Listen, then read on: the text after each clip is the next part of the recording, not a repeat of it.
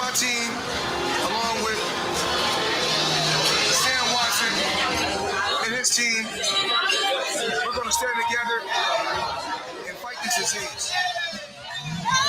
I come this way before, travel through the open door. Circumstances navigated the path, and like happened all so fast. No, it got lonely. Sometimes you see, I know we couldn't make it. Even when I'm off beat, I still land on my feet, and nothing can shake me, cause I know life took a hold on.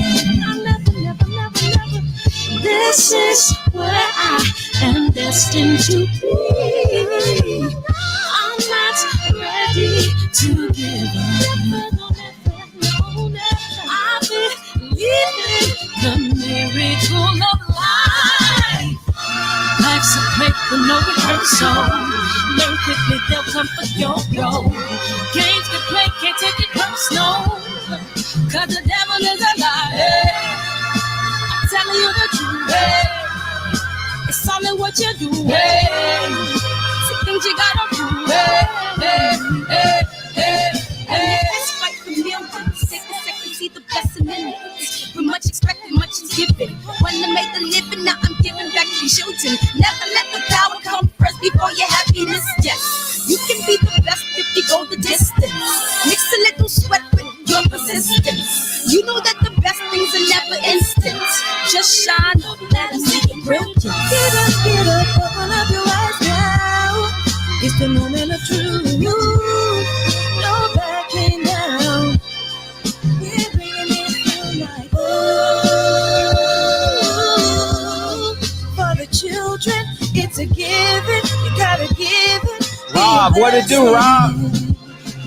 This my personal statement. Run the game like I'm aces. Learn to develop patience, determined to be the greatest. Yeah, bobbing and weaving, they changing up like the seasons. Indigenous to the grind, so I do it for all my people. Jabbing the competition, back up against the rope. She fighting for recognition. I'm fighting just to promote equality where we lack it. While cancer slowing our road, I'm confident we'll make it. We focus on common goals. So yeah, give back, give love, give something away. Never give up, stand tall to fight another day. 2 toes, 2 feet, I stand on the ground. I'm gonna wrestle and fight this final round. Life's a break with no rehearsal. Learn quickly, they'll come for your role. Games get played, can't take it personal, cause the devil is a liar. Telling you the truth, hey. It's all in what you do, hey. Some things you gotta do, Hey, barbershop conversation, guys. Feel free, hit the subscribe button. Welcome to the show, baby. Welcome to the show, baby. Hey, I appreciate everybody coming in here tonight, man. We ain't gonna do nothing but rock out, man, have a great time and act like rock stars for the next couple hours, DB. That's all we about to do, man. What's up, Rob? Yeah, life's a play, no rehearsal. Man, inherit that. Embed that shit into your spirit. OG Eric, what's up, Mr. J-Dub? What to do, big homie? Rob, DB ain't playing. Triple OG. Lonnie. Hey, Lonnie, like, don't forget about me. Shit. Yeah, man, I appreciate y'all, man, for coming in. Andrew Charles, man. Lonnie, like, nigga, I'm in this chat heavy tonight. Andrew, man, what to do? Lowland Profits, man. We in this motherfucker, man. I appreciate y'all coming in here, man. I'm feeling good, man. It's a great day to be alive, isn't it? Shit. Hey, God is good. What grandma used to say, God is good all the time, man. Team Truck Simpson is coming in the building, man. Truck and Raheem will be here in a minute, man. And we're gonna have a great time and rock out, man. I'm opening up the phone lines early because this is I know for many of y'all, this is an introduction to Lorenzo to y'all, man. So feel free to call in, man. What's up, Kendrick Campbell, man? I appreciate you, man. I appreciate you, man. I appreciate all the love. And don't forget, man, Reggie Owens, what it do, big homie? You not on the backup no more, man. You put your bat phone up, dog. What's up, Vasquez? What it do, big homie? Sir, what it do, man? Welcome, man. It's okay to be Christian in the chat, dog. You can be Christian in this son of a git, man. We accept Democrats, Republicans, WIC, food stamps. Section 8. We take them all in, dog. Hey, that motherfucking white Jesus said, come as you are. What up, Jeffrey, man? What up, Jeffrey, man? September 22nd, Jeffrey, Mr. Lakes, man. Make it happen, baby. Make it happen. Asia Mav, 25 sitting on 25 mil, homie, and I got the email. Hey, the 21st to the 28th, I'm gonna be sitting in my motherfucking king chair. You know what I mean? Looking like Huey P. Newton in the son of a gun. You know what I mean? I'm gonna go get me a leather jacket. That's what I'm gonna do, man. Khalid Muhammad in the son of a gun. You know what I mean? What's up, man? Future bot. Oh, he got a chance to be. He got a chance to be 8-0, 8-0, 8-0. Got a great frame on him. Strong, good looking kid.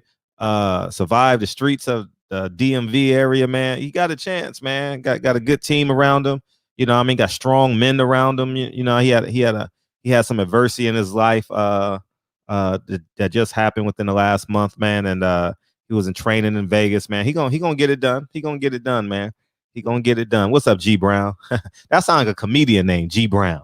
You know what I mean? G Funny Brown. What up, young world? Yeah, man. So we got September 1st, September 8th, and September 15th. We got them. We got people locked in, dog. We got, people coming through, man. People coming through and getting excited, man. We got some, man. When I say, I'll show y'all at the end of the show who we got coming in, because I don't want to transition in and out of all these. What up, Lean? I don't want to transition out of all these links and shit, but we got a great show. We got a great lineup coming in, man. And I'm in conversations with some people, man. It's gonna be fun. It's gonna be fun. I'm forcing this growth. You know what I mean? I'm literally forcing this growth. I really don't have any friends in the music industry. I got friends of friends in the music industry. So I'm forcing this growth. You know what I mean? I want to grow during this pandemic, man. So I can tell my son that I was an asset, not a liability in this fucking pandemic. You know what I mean? Not sitting on my damn hands. You know what I mean? What up, Blue Blood in the building, man? So yeah, man, what's been going on in boxing today? Lou DiBella. I just dropped a video on that. Y'all niggas need to go watch that video and send it to your favorite fighter. Watch that video today that I just dropped on Lou DiBella and Regis Prograis, and send that to your favorite fighter. And if Regis Prograis wanted a objective opinion, tell Regis Prograis to hit me up, man, and give me his ear for 15 minutes before he signed any contract. You know what I mean? Because he has to make himself a priority. If not, you know what I mean? And I know Lou DiBella probably gets a piece because they had one fight left on their deal. So I know he probably gets a piece of that shit. But I know how to get out. I mean, I don't know how to get out of it, but I can help him in terms of getting overpaid on one side to compensate for the left hand. You know what I mean? You know what I mean? Kind of like when you feel like Willis Reed in 1971. You know what I mean? Game 7. You know what I mean? You got to overcompensate, but you get it done. You know what I mean? Not if he wants to move up to 147. You know what I mean? I don't know if he wants to move up to 147K or he wants to stay at 140. I'm uncertain of that. You know what I mean? So 140, yeah. But if you want long-term growth, 147 and 54, you probably want to go to PBC. You know, so it's just my opinion. You know, right now or tomorrow. You know what I mean? Those are some real questions that fighters got to answer when they going for their re-up. Hey, have y'all heard that shit by BJ Chicago Kid? I'm on your re-up. I'm gonna be doing a concert in this son of a bitch sometime soon. You know what I mean? Hey, who can play the guitar in this motherfucker? I think it's time for the re-up. I'm about to wake the whole house up now, baby. I'm feeling good, man. Drew. I learned something Sunday night. There's a difference between a teacher and a trainer, Drew. I learned something, dog. And I internalized that. So I took that to parenthood. Like I have to be more like examply. I know examply is not a word, but like instead of saying like do this, you know what I mean? You got to, there's a difference between a teacher and a trainer, you know, and I learned that from Kevin Kelly on Sunday night on Drew Titan's channel. You know, I mean, that was a hell of an interview. I'm mad it had to end, you know. Shit, Kevin wanted to talk to you for a whole nother hour, you know, and I'm excited about what he has to say about that Paulie Malignaggi. You know, I mean, I'm very excited, you know, so that'll be very, very interesting, Dave, Jack, and Mr. Brown. You know what I mean? So we'll see, man. We got a lot of subplots going on in boxing. As I told you guys last night, we got a lot of stuff brewing. It ain't really nothing pop, but a lot of stuff brewing. Team Wilder is going into camp this weekend, pre-camp. Lou DiBella and Peter Nelson, Peter Nelson going their separate ways. He's negotiating a buyout right now with HBO. God, listen. Dan Raphael loses his job. Peter Nelson is parting ways. Lou DiBella has been very vocal about not having money. Examply. Fighters, y'all are like the second chain of command, okay? If these people in these suits aren't making any money, y'all niggas need to be careful. You know what I mean?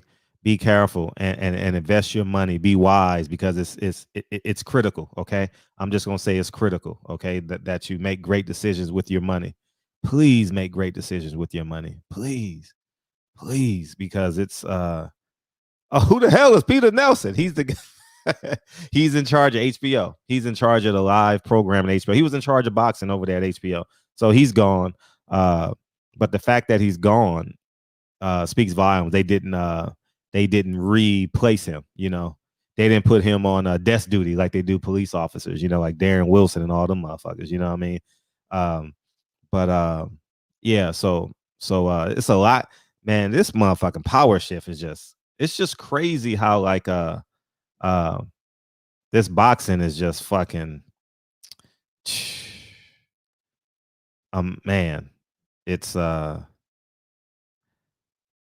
a lot of money out there in boxing, and not the fact that it's not a lot of money. It's a lot of people not willing to invest money in boxing.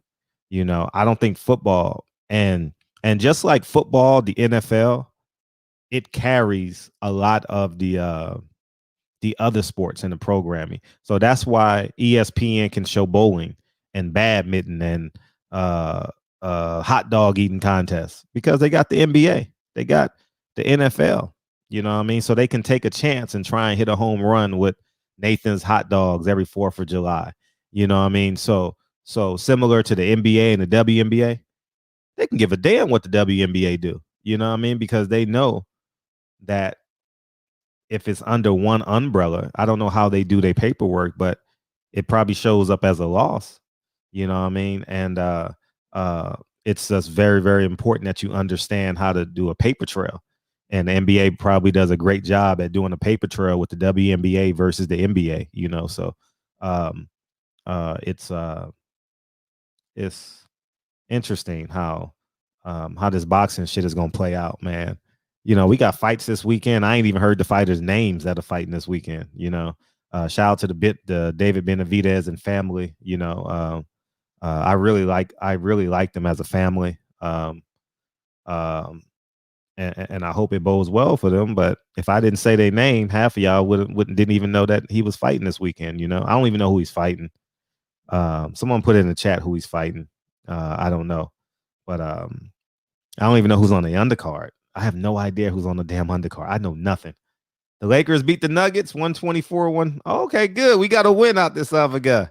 You know what I mean? Yeah, subscribe to Reggie Owens, man. DB and every Drew Titan got a page. Who else got a page in this? Real Rap got a page in here. And yeah, Mir. Oh, Rolly's on the undercard. Oh shit, Rolly gonna knock somebody's head off, dog. Hey, I'm gonna tell y'all one thing right now. Rolly is must-see TV, dog. Live TV not gonna show it too much, But live, that motherfucker be head hunting like a son of a gun. Rolly be head hunting, dog. Rolly be trying to kill something in that ring, dog. Rolly, man, Rolly. Yeah, what's up, Wawa? Yeah, man, Rolly is we'll see, man. I'm interested to see his ascension too. I'm very interested to see how he navigates his boxing career, you know, because he gets up in weight too. Rolly gains a lot of weight in between fights. So I'm very interested to see how he manages that type of stuff, you know, and I'm definitely rooting for the kid. You know, I have nothing against Rolly. I like his confidence. I like the fact that you know, I mean, I can knock Tank head off. I can knock who else? Ryan Garcia head off. And me and what's his name? Lopez gonna take over boxing together. Take over. We the tag team part. We the Hart brothers. You know what I'm saying? It's time to re-up. I was listening to BJ Chicago Kid before I came on. Do yourself a favor and watch BJ Chicago Kid Tiny Desk. Google BJ the Chicago Kid Tiny Desk. Do yourself a favor. Please do yourself a favor because it's time to re-up. Yeah. Rolly be sleeping. I seen Rolly put 2 guys on a stretcher. 2 opponents. I'm not saying they were good enough or not good enough, but he put 2 opponents on a stretcher, dog. I was there at StubHub, and there was another place that I saw him put another guy on a stretcher. Like he wasn't, and it was so bad in the ring because he came on after Tank's fight. If I'm not, yeah, he came on after Tank's fight when it was real cold out. Like it was like a moment of silence in the crowd. You know what I mean? You know what I mean? It was like a moment of silence in the ring because the guy was just still. You know what I mean? And you know what I mean? But oh, he's fighting a Robert Garcia guy, Mr. I support Paulie Malignaggi. Oh man. Oh, Robert Garcia. The fact, like I said, the fact that his name is Robert and not Roberto Garcia says everything I need to know. So I'm not gonna waste I told myself I'm not wasting no energy on him. You know what I mean? Because he changed his name to Robert. He don't call himself Roberto. He calls himself Robert. So that pretty much sums up who he is, you know. You know, he's American, you know. He's American. So that's where we're at with that, man. What's his real name is? Hey, what's Rolly's real name? Romero? Rolly looks like a group. Okay. Yeah, Rolly got that twinkle in his eye. I know what you mean. Gregory. He got that twinkle in his eye for real. Yeah, he got that twinkle in his eye. No lie. Hey, that was probably the only round 2 Chainz won. But that song was up against BMF, so I don't know if he even won that round. You know what I mean? He was Roberto. Yeah, I told you he was Roberto when he fought. I'm telling you, he changed his name to Robert. You know what I mean? So that tells me who he is. And like I just said, I am not going to waste my time on a Latino man that changes his name from Roberto to Robert because the answers is already on the test, you know. So that's why I feel about it. So where should Regis Prograis go? Should he go to ESPN or PBC? Should he go try and get those belts back at 140 or think about 147 and 154 at PBC? Inquiring. I'm very interested in what y'all think. Oh, let's open up the phone lines till until they come in. They should be in any minute, but yeah, the phone lines are officially open. So feel free to call in. Maybe. Oh no, too late. Hey, the truck is in the building. Welcome to the show. What's up, soldier? What's up? How you feel, man? Oh, you and the big boy here tonight, huh? Yeah, chilling. Oh man, you made it back home safe, I see. Yeah, that's it. I go back Wednesday. Are you going back this Wednesday? Are you going for sparring and stuff like that? Yeah. I like it down. I like it down there a lot. Just the heat, the air, the whole like boxing atmosphere. You like, nigga, I can cut this weight real easy over there. That's what it is. You ain't got to go run. You could just go spar 10 rounds, right? I already know that trick. Rounds be right. Yeah, because I remember in my 20s, when I used to gamble a lot, I used to go visit the gyms and stuff. And I used to always have like conversations with fighters because back then it was some other gyms, Taco, I forget and they used to always, and there was a lot of fighters from out of the state or sometimes out of the country. And they used to say, man, the reason why I train in Vegas is because I can lose the weight real easy. And I ain't got to put as many miles in on the road and stuff. It come off real nice and easy. Like you could do like a little circuit and it'd be just nice and smooth. You be so you 8-0, man. 8-0. How's it feel, man? You 8-0, man. On your way to the top, man. People got high hopes for you, man. Yeah, definitely. I got my hopes even bigger for me than the people think because I know what I'm gonna be. So it feels good right now, but it's just the beginning. Well, it's bragging season in the barbershop, man. Tell us what the goals are. Definitely multi-division world champion, undisputed. I'm coming for everything. Catchweight fights, everything. I really love the sport. Like most of the guys now, they fighting for just the checks. Of course, the checks is a plus, and I'm never gonna get. I'm always gonna get my money's worth. Never gonna get shorted. But I really mess with the game. Okay, shout out to drinking more water. If you don't have it already, get that BJ Chicago Kid Lost Files cuffing season. You don't know nothing about BJ Chicago Kid, huh? You don't know nothing about that, right? Nah, I don't know that. Nah, you ain't that. I know you don't know nothing about him.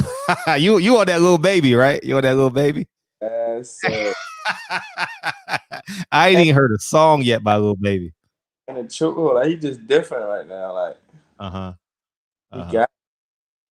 So you made news recently. You talk about your deal with MTK Global. Is that who you signed with? The advisory deal. Yeah. Talk about it.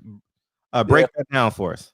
Me and my uncle, we decided to add them onto our team just to give us that extra push and that help and that drive and just an extra big part of the team to make me go even further. And I have bigger opportunities on different streams and be a worldwide fighter. Oh, like okay, on both ends of the pond. Yeah, you know what I mean? So I remember.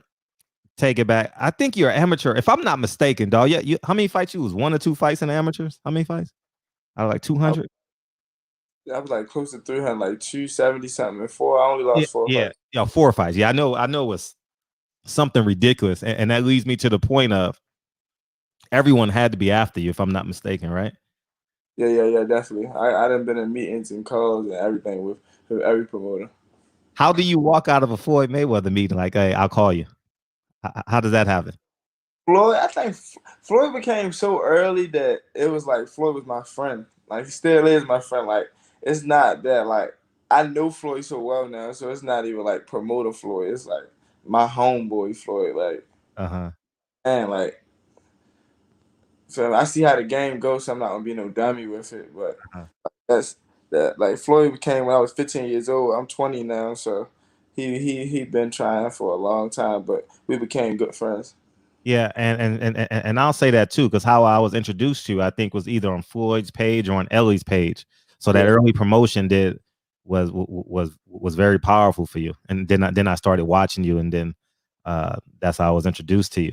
So let's see, you had Floyd, Bob Arum. Why not Bob Arum? Top rank. I just had the deal was in place for a long time. It was just like little things, and then I started to feel like I was worth more, and then just little stuff. I just wanted to wait. I wanted to keep me by myself. It wasn't nothing that was. It was every deal was like it was like cool, like it was like good. Like any other fighter would have took it without saying anything. Me and my uncle got so much of a different vision that when you had that vision, it was none of the deals that was going to blow me away, like that was going to forget. Sometimes you do get them deals that make you just like you got to change up because the deal don't happen to you often. But it was nothing that I felt like changing for. Shout out to Blue Blood Sports TV. I saw y'all did an interview last year too. I saw that interview on this channel. Shout out to the young bull Truck Simpson. Is year round. Hashtag you got next, no doubt. That's my man right there. Yeah. And now PBC, like how for real? How do you get away from PBC? Like it seemed like it would be an ideal situation. You come right behind the Charlos, whether you're fighting at 154 or 160. The 154 division cleans itself out, and then you fight for the belts. When they get old, you get the belts, and you dominate for 4 or 5 years. Why not PBC? Like none of it, like getting away from like all of these people. We still got good relationships. Like we still talk. Everything is still like on the table. Like you can see me on one of them shows or fights. Oh, okay, gotcha. Talent, but it just I'm a great kid. I'm just not signed to none of them yet. Like I just didn't want to do that. So you still have like you still don't have a promoter. He's just like a kind of like a voice in your ear. Yeah, definitely. Like, hey, maybe you should go this way, and then he helps you weigh the options and stuff like that. Yeah. And he got like so sometimes promoters not just gonna talk to a fighter because sometimes they might feel like, well, I'm a promoter, like they bigger, like they fight, they a promoter, so like you should be what they say. But with a big advisor, they give you that back where they can really talk to them. They give you that they like it's gonna happen. Got you. And you from B-More. Calvin is your coach, right? Yeah, definitely. Calvin. Hey, so you dead smack in the middle of this motherfucking taking Devin. Hey, you know I gotta ask, dog. Hey, you dead smack in the middle of this shit. So feel free to give your PG answer, and we'll just move forward. Yeah, because I know people want me to ask you. So go ahead. Like, what you want me to ask? Like, who gonna win or no, but just talk about how you balance the relationships. Because I already know you're not gonna say who's gonna win, but how do you balance the relationship between like knowing that they're at the beginning of their crossroads? They still fairly young, but they're at the beginning of their cross. I'm just not fake. I'm not gonna be fake with neither one of them. Like that's just how I am. So when I'm with Devin, I'm with Devin. I'm with Tank, I'm with Tank. When I'm with Devin, I'm not talking about Tank. When I'm with Tank, I'm not gonna sit there and talk about Devin because then I'm gonna wind up being with one of them, and then so I just don't talk to them about each other or none of that. Or I don't get into the big over like, oh, he do this better, or he do that. I don't really just get into that. When I hang with, I knew both of them since I was like, I knew Tank since I was 8, 7 years old. Ever since I was like 10, 9 to 10. So like, this been a relationship. It ain't like I just got cool with Devin. That would be like then they. But in all actuality, it's just boxing. So it's like they both getting money now. They both world champions. Beautiful. Yeah. But in all actuality, it's boxing. They've been knew each other, so I don't think it would get too serious. And talk about your relationship with Mr. Haney. It seemed like he's been like a kind of like a Mr. Miyagi to a lot of y'all young fighters. You know what I mean? I even heard Shakur Stevenson quote was like, man, Bill Haney, I'm not sure if you call him Mr. Haney. He just different. You know what I mean? He got different kind of money, different perspective. You know what I mean? Talk about like Bill Haney and your relationship. He's just a great guy. It's more of like him and my uncle Raheem. They like best friends. They talk every day, so it's like, of course, like me and Devin was going. Like we was already knew each other, but of course we was gonna click like them for real. So me and got real tight, and they always been tight.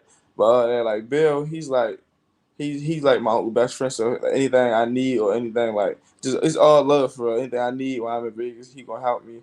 Just it's all love. It's just one of them like family things. We all good family.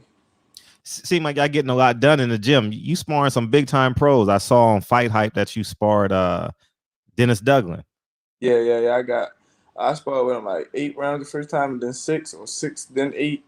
One of the either or. Any other pros you sparred out there? No, sad to say they don't be like I don't know what I don't want to say they be running, but they don't be trying to spar. So when I go back out here, I'm gonna try to spar a couple more, but I don't know. It just don't be happening. Nah, really? Yeah, it just don't be happening. They running away from the truck. I mean, I don't want to say they running, but hey, where that nickname come from? I think a lot of these not staying in shape on this quarantine. So yeah, you gotta stand. Hey, I'll be honest, dog.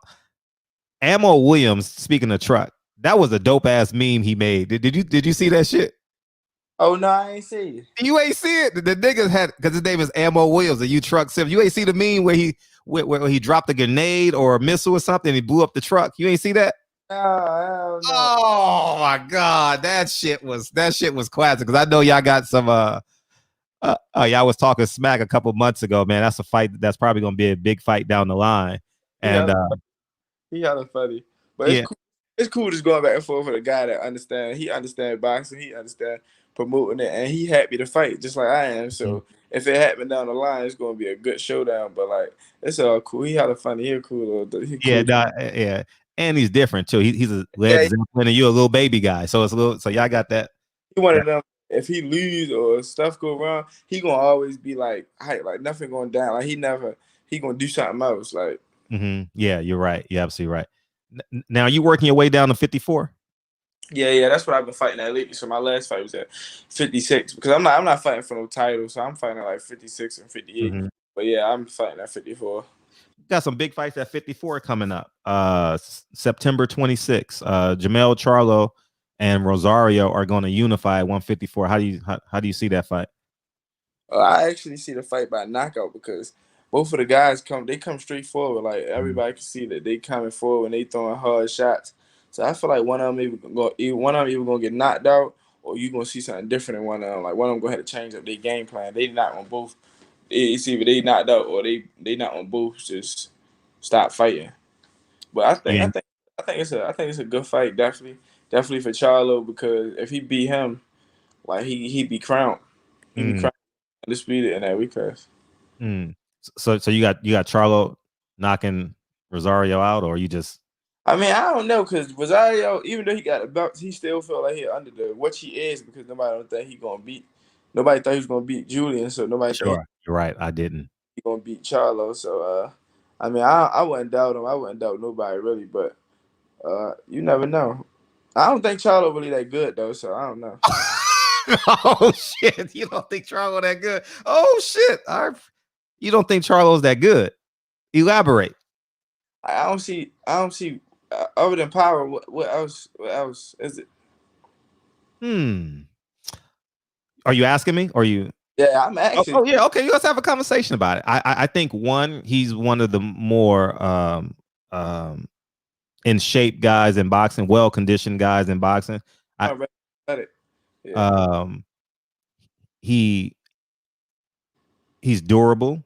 That's important, and he has bad intentions with both hands.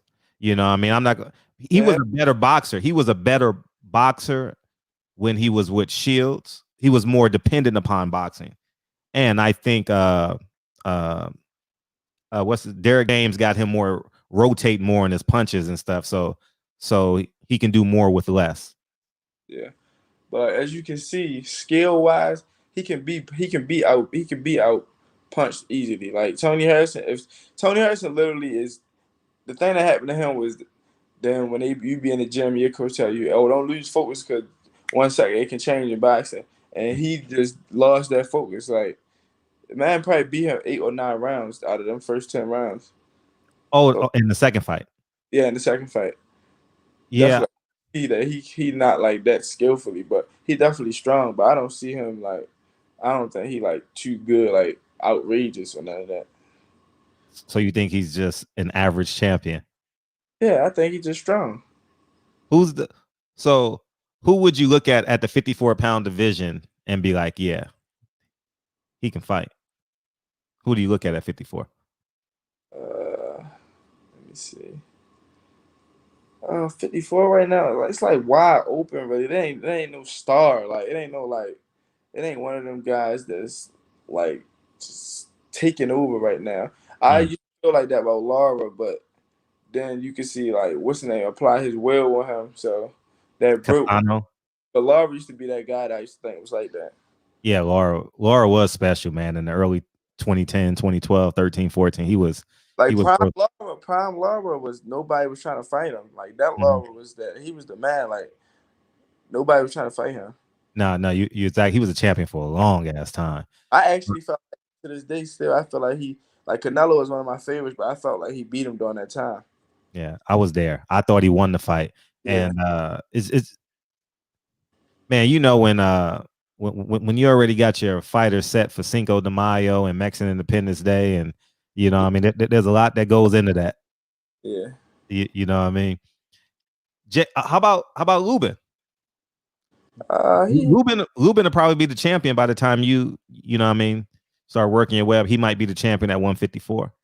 Yeah, he cool. I want to see what he do against Gaucher and trying to compete back. Like I feel like he's still rushing it. So I want to see how he look like back in that mix actually. Like because both of them like was up there and they got knocked down. So for him to overstep that, then come back up, I do all that. But yeah, he's cool. He's good. He fair. I love your confidence, dog. You sit there like nigga, I'm the best, nigga, and it ain't no doubt about it. Yeah, I'm like crazy, like you know what I'm saying. Like I don't see it, but he cool though. He good though. How about 160? How about the big Charlo? What's your take on Jamal? I like Jamal better than Jamel. Why? Like Jamal give me like Hag little Holyfield. Like he just give me that like he with it all. Like he ain't quitting. Like you gonna have to clip him. Like you gonna have to. He gives me that. But I don't. And then I like his jab too. Like I'm a big jab fighter. Like I like his jab. I love his jab. But I really like the big one better than the younger one. If you could pick someone at 54 as your step up opponent, who would you want it to be? Probably Jorge Cota or Gallimore. Either one of them would be a great step up. Cota or like Gallimore, right? Yeah, Nathaniel Gallimore. Either one of them. And let's say you beat both of them. Gallimore and Cota. Right now you're 10-0. You're 10-0. 10-0, top of the year. What champion would you want, assuming that everyone still has their belts? You want Rosario, Teixeira, or Charlo? I never seen Teixeira fight. I never seen him fight yet. I would either go for. I would really either all three of them. I would probably choose Charlo last year because the most experience out of all three of them. But if like the opportunity would present itself, I would take either one. Now there's some work at 147 too. Who's the best at 147? Crawford, Spence. I've been in a ring with Crawford. I haven't been in a ring with Spence. So like when I saw Crawford, I probably was like 16 out in Colorado.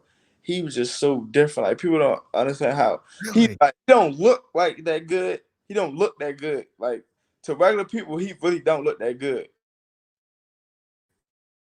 Oh, it's getting good. Oh man, where you go, Truck? Where you go? Earl Spence cut the line on us, dog. Earl, you cut the line on us, dog. Hey, come back in here, Truck. Hey, how the hell does Earl Spence got a line on in the barbershop? I'm very interested in that sparring though, for sure. I'm opening up the phone lines right now, dog. After this question, I'll open up the phone lines, you know what I mean, and we'll rock and roll from there. You know what I mean? You know, I mean, he probably had to plug in his phone, and he probably got a phone call on his phone because they using their phones and shit. But yeah, man. Yeah, Spence said not today. I got you. Hey, that was Earl Spence, man. That was Earl Spence, man. He's like, nigga, hey, what you say about Crawford? Anyways, go ahead. What'd you say? But I was saying, like Crawford don't look that good, but when you in there, he's so crafty, and then he switched like fucking 30 times. Like he changed something. Like even though he switched stands, he just start doing other stuff. Like you got to keep changing with him. For somebody to do that for a long time, it's kind of hard. But Earl was a beast, so I don't really know who I would give better, but I would a little bit. I like Earl so much, but Crawford's so crafty that I'd give it just 50-50. Damn, really 50-50. I'm the guy. I guess I'm one of the few people in boxing that don't think Crawford is that good. Like I'm looking at him like, but you've been in the ring with him, so yeah, I'm going. I didn't look at him outside like shit. I think I can go in there and touch him. Like me being a hungry fighter, like I'm like, oh, I can touch him something. I'm ready to check my skills. But he get in there, he just so like it's just different. Like he crap, like you don't know what he doing. Like it don't look the best. Like it ain't the prettiest, but like he doing stuff that, and he's stronger than people think. He's stronger. Yeah. So his power is pretty solid. Yeah, his power is solid, but I don't think he's stronger than Earl. No, I don't think he's stronger than Earl. I think like Earl is he a big guy. Yeah, he just mows you down. Earl just mows you down, and I think, how about Danny Garcia, Earl Spence? I want to see, because of, like, the accident changes my whole sure, like my whole thing on it. But just because you really don't know like how he gonna be, because like stuff like that could change your life forever. Like I know people that have been in car accident that happened 30 years ago that won't even drive no more. Like won't even sit in the front seat. So, fighting. I mean, I don't know, but I'm just giving 100% Earl. I think he like sets a statement on him. Like I think he punished him. Just because like most people running from Danny. Like when Keith Thurman came forward, it was dangerous for Danny. So like Earl, he relentless. Like he just keep on. Like he ain't stopping. So I think he punished Danny. Yeah, I got the phone lines are open, guys. If you guys want to call in, I think that if Earl is 100%, and we're gonna find out. No one knows. Like no one knows. Only thing I can do is hope that he's 100%. And I haven't seen Earl since the Charlo and since Deontay Wilder fight. And he looked pretty normal there, but when you get hit, you know what I mean, in round 5 and round 6, will your body respond? And that's going to be the $1 million question. Yeah, definitely. But I value Danny Garcia. I think Danny Garcia is a formidable foe. I don't know why people don't get Danny Garcia as much respect as some people just call obviously a cherry picker, but I think he's durable. I think he's I definitely do. I think he line-hearted. He not going for anything. He not no pushover. But at the same time, it ain't too many. Like I think Danny not one of them fighters that can do like 10 different things. Like he's straight up and down. Like you know what he gonna do. No special effects like Floyd would say, right? Yeah. Like he's straight up and down. Now your boy Tank has a fight October 24th. How do you see that? How do you see that fight going? So crazy to me, just because he's so small that he really like the confidence that he have. The fight is so easy to me, because like that's how legends really are made. If he do what he think that he gonna do to Tank. But on the other hand, it's like Tank's so strong. We see what he doing with sparring guys and fighting these guys. I don't like, just my opinion, I don't think he can take that power. But like that's how legends are made. So that's why that fight's so crazy to me. Like, yeah, we got our first call. What's up, 323? Yo, what up, Fred? It's H Money, Mr. Zone. Yeah, what's up? What's up, dog? What up, Truck? What's good? Good. Man, chilling, man. I remember when Floyd Mayweather first had seen you that one time, it was at, I believe, at a press conference, and Floyd had looked at you and he said, "I know that kid could fight right there, man." So could you tell us, man, how that felt from the TBE, the best ever, just pointing you out and saying, "Man, I know that kid could fight right there." Yeah, it was crazy being that young. It was so exciting, especially going back to school. It went crazy after that. Like my whole life, like just went differently from. It was amazing just showing. Like it made me go way harder, 10 times harder, just showing that somebody see. Because like what tends to happen was in the amateurs that you don't really get so much recognition, or nobody don't really get to see you, so you start to feel like you ain't doing nothing. Like you start to feel like you just working for nothing. So when that happened, that just pushed me 10 times even harder. For sure, man. I've been seeing you recently out there training with Devin Haney. How's the work you've been getting over there with Devin? Like when I was in the Bay, I had trained with Devin, but when I go to Vegas, I train by myself. Like Devin trains 2 different times. We train with like some of the same trainers, but we train 2 different times. Bill might come see me spar or work out, but I don't really like train with Devin. Like I like training. Like when you become a champion, sometimes they like training by themselves, but I like training. Like I like seeing other things. I like seeing other people sometimes. Like so I don't really be training with him. But that's always my mask.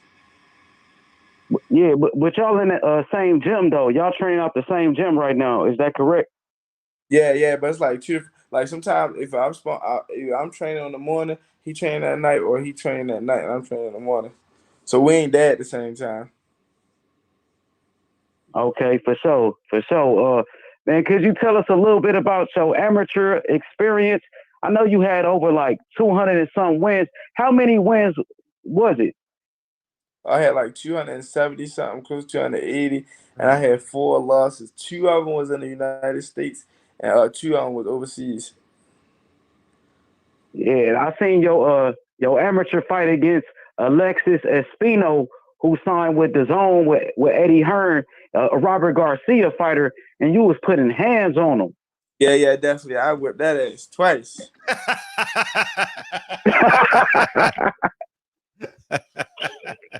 Whipped that ass twice. Oh yeah, he did, Fred. Man, dude was leaking and everything, blood everywhere, man. For real, it got bad in there. So, who else did you fight in the amateurs?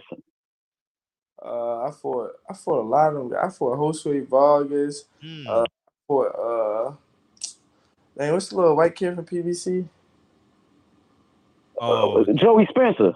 Yeah, I fought him. I beat him. Who else? I fought like a lot of them guys. Like, I just can't name them on the top, but like I fought most of them guys in my age range. I just fought them. For sure, man. You doing a hell of a job, bro. A 13-time national champion. Is that correct? Yeah, definitely. 13-time, 2-time youth world champion. So I had a good amateur, but the amateur over with. For sure. I seen your fight on the Zone when you got that knockout, bro. You hit him with like 4 uppercuts in a row. Referee had to stop it in the first round, bro. Oh, hey, Fred, bro, he destroyed this dude. You know what I'm saying? On the Devin Haney undercard, man. Yeah, and in your hometown. Yeah, DC. It's like, DC, yeah. At the MGM. Yep. Mm-hmm. Yeah, that was brutal, man. You got a lot of skills, my brother, man. You know, I actually made a video about you, and I compared you to James Toney. I see a lot of similarities in your skills with a young James Toney, with your counter punching, your high guard defense, and how you can mix it up, body shots.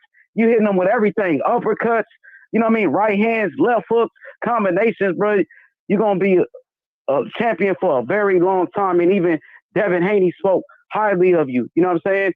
Devin was like, yo, he gonna be the next big thing in boxing. What do you think about being compared to a James Toney? I think it's always amazing being compared to a champion, because that's another step saying that you can be a champion. So I feel like James Toney was definitely like, he was one of the greatest. Like, he was so slick. James Toney wasn't even really. He was one of them guys that really wasn't in that weight class. Like, he wasn't in that weight class. He decided to fight. He decided to fight them guys. Like, them guys way bigger than him. He was rolling shots. He was slick. So that's an honor to be mentioned with James Toney. So, who was some of your favorite fighters growing up? Who was like your favorite fighters? Pernell. Pernell was like somebody that my coach first showed me. So like when you young, somebody show you that, like you gravitate to that person like a whole lot. So Pernell, to this day, I watch him before like most of my fights, and I just watch him over and over again. Of course, I watch all the other fighters. I might grab a little things from them or just watch them. I like just watching boxing sometimes. But like somebody that I really study, Pernell. Plus we the same stance and everything. I study Pernell a lot. I study his good things and his bad things. For sure, man. You come from a great family, man. You know what I'm saying? I seen your short documentary on Uninterrupted on LeBron James's channel, man. Like, you know what I mean? I see where you come from, and man, you know what I mean? The sky is the limit. You know what I'm saying? I'm rooting for you. Could you just tell me about the MTK Global deal? Because I know you was a free agent, you know, so, you know, how did you, I mean, what made you pick MTK Global? Is that just a management deal, or is it like a network deal? How does that work? So I'm still a free agent. It's an advisory deal. They give me that extra push. They get to walk to the table with me. They just like they're extra part to the team. They're just advisory. They give me options and opinions to choose from, and they helping me. They helping me, and that's it. They not my promoter or my manager. Okay, for sure, man. You know, hopefully you know what I'm saying, you cash out, get that big bag. You know what I mean? I would love to have you on the zone with Devin. That'd be fire. You know what I'm saying? I think that'd be fire right there. Oh man. We appreciate the call. Yeah, definitely. For sure, man. Appreciate it, Fred. You know what I'm saying? Future world champion. Yeah. Future pound for pound king, Lorenzo Truck Simpson. We out. How about Joe? How was the work with Joey Spencer in the amateurs? Like it was cool. I fought him in his city, so it was lit. It was lit. It was definitely like lit, crazy, but it was easy. It was like. Who's some of the guys that you've I'll take this call. 718, you up? Go ahead, 718. You got it. He's listening. He said it on the phone. Hey, how you doing? Hey, what's up, dog? Lorenzo Truck Simpson's on the line. Yeah, I just want to give a big shout out to Lorenzo. You know, I watched his Sparred with Dennis Duggan. He did pretty well. Well, I'm not gonna say he did pretty well, but you know, he did good. Yeah, that's what I'm trying to say. But I have a little question though, because I've been cutting like weight, and this time around it's not really that easy. And like for the boxers, I know that usually when you guys are cutting weight, you guys cut out the carbs, or do you guys not cut out the carbs? Because like I've been having a hard time cutting, man. Like I don't know if that makes sense. I don't know. So you want to know some tips that he uses to cut weight? Yeah, because I've been just doing like the protein and fats. All right, let him answer it. Because your way ain't working. Go ahead. I mean, it depends on like what you do and how you eat. So most of the time, well, every time, I go vegan. I might. So like my natural life is vegan, but every now and then I might like eat a little bit of chicken, like just to see. But it's barely. So my whole life is vegan. I feel like eating right is the big part. Like training, like it ain't really. I mean, it's cool. Like you gotta work hard to be a fighter, but eating right, a lot of water, a lot of fluids, taking your vitamins, things like that matter. So yeah, I done went through the hard things that you talking about before, like all that protein build and all that. That ain't gonna help. You got to eat right, eat clean. You got to eat natural stuff, not the stuff that they make themselves and switch it all up. So I just think you got to eat right. Get your runs in, get your workout in, and you'll be fine. Okay, and is that like, and do you do it like small meals throughout the day, or you just whenever your body tells you? Most of the time, yeah, I eat.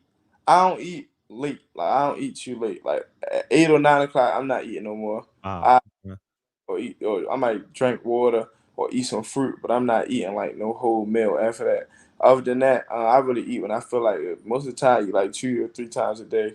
So I definitely, but you definitely got to eat your breakfast. Your breakfast gonna make you last all the way till 6 o'clock. All right. Thank you, man. I appreciate you, man. Appreciate you. Good luck in your career, man. Appreciate you all the time.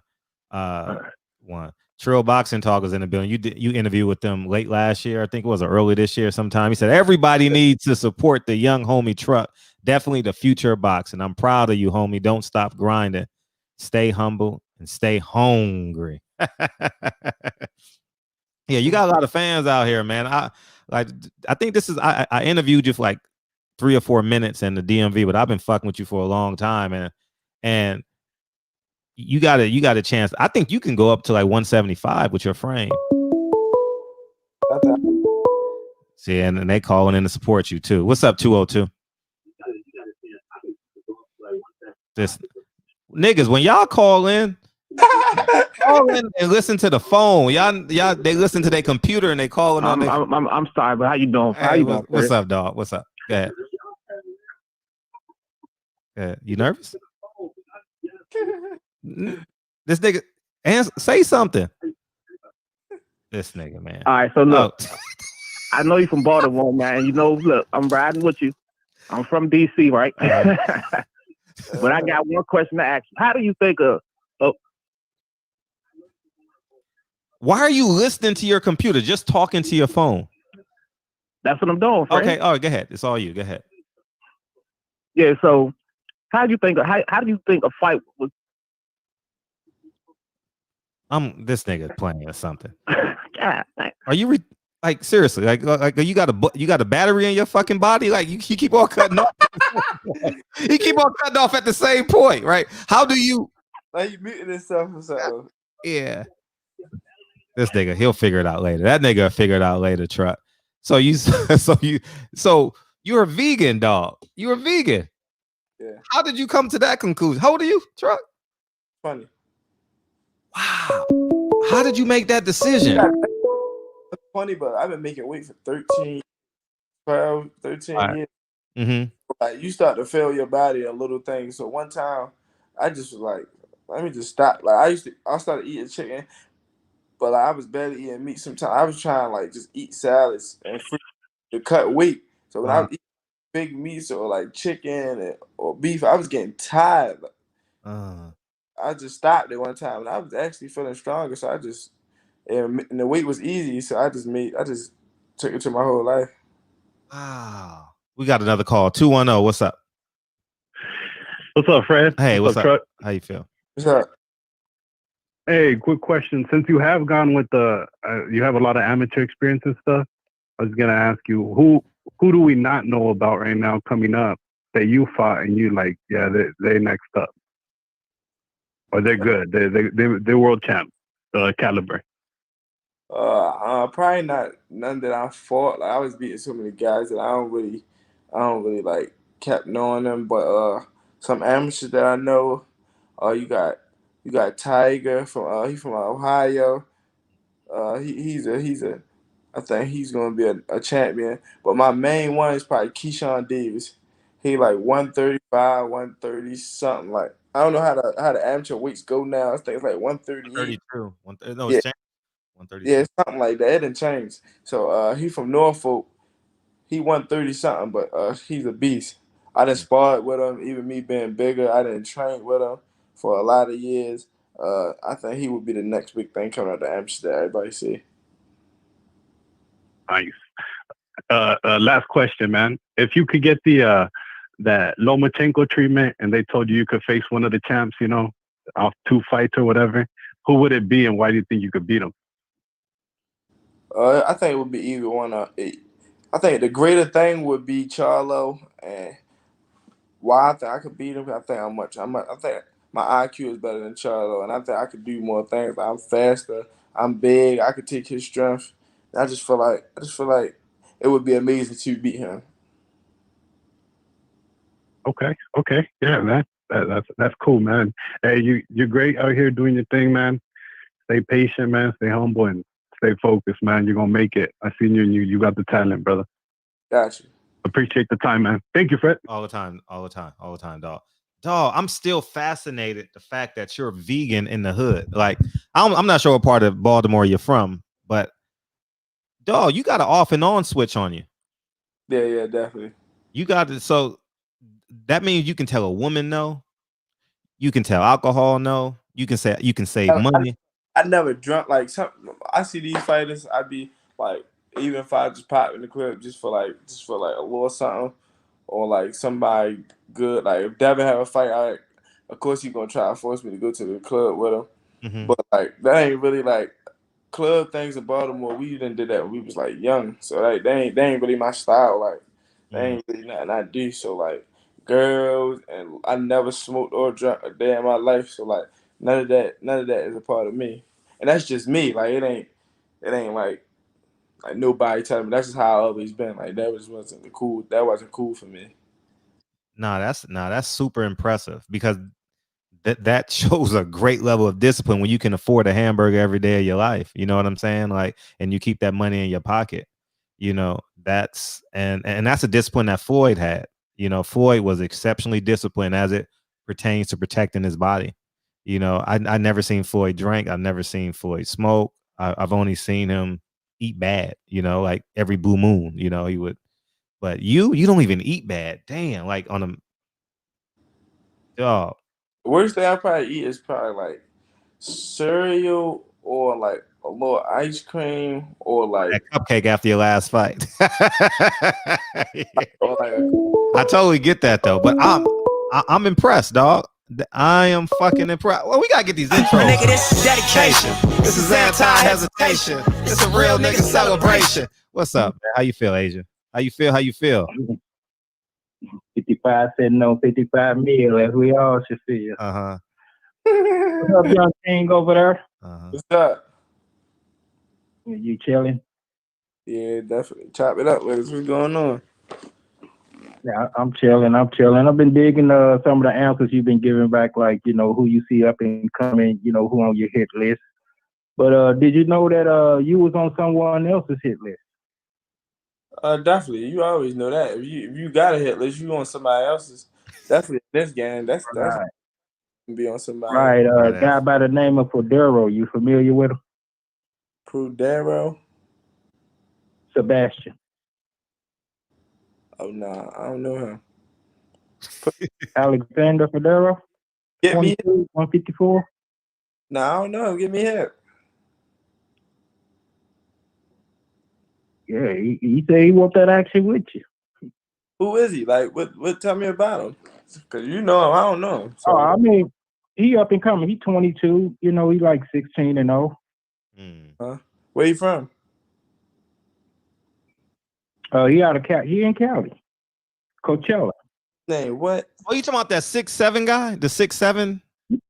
Yeah, I said Fondero. No, I'm asking. Is he like the 6'9", 154-pound guy? Right. Oh, yeah, I know who he is. Yeah, he's a big Latino kid. He like 6'7", 154 pounds. What's his name? I don't know, but I don't know. He's leaned in a motherfucker. He like a small forward. He like a high school small forward. You know what I mean? Oh no, I don't know him. Yeah, he has an upcoming fight coming up, I believe, and so do you. We're gonna talk about that August 29th. Go ahead, Asia. Yeah. You had a fight earlier? Well, last month.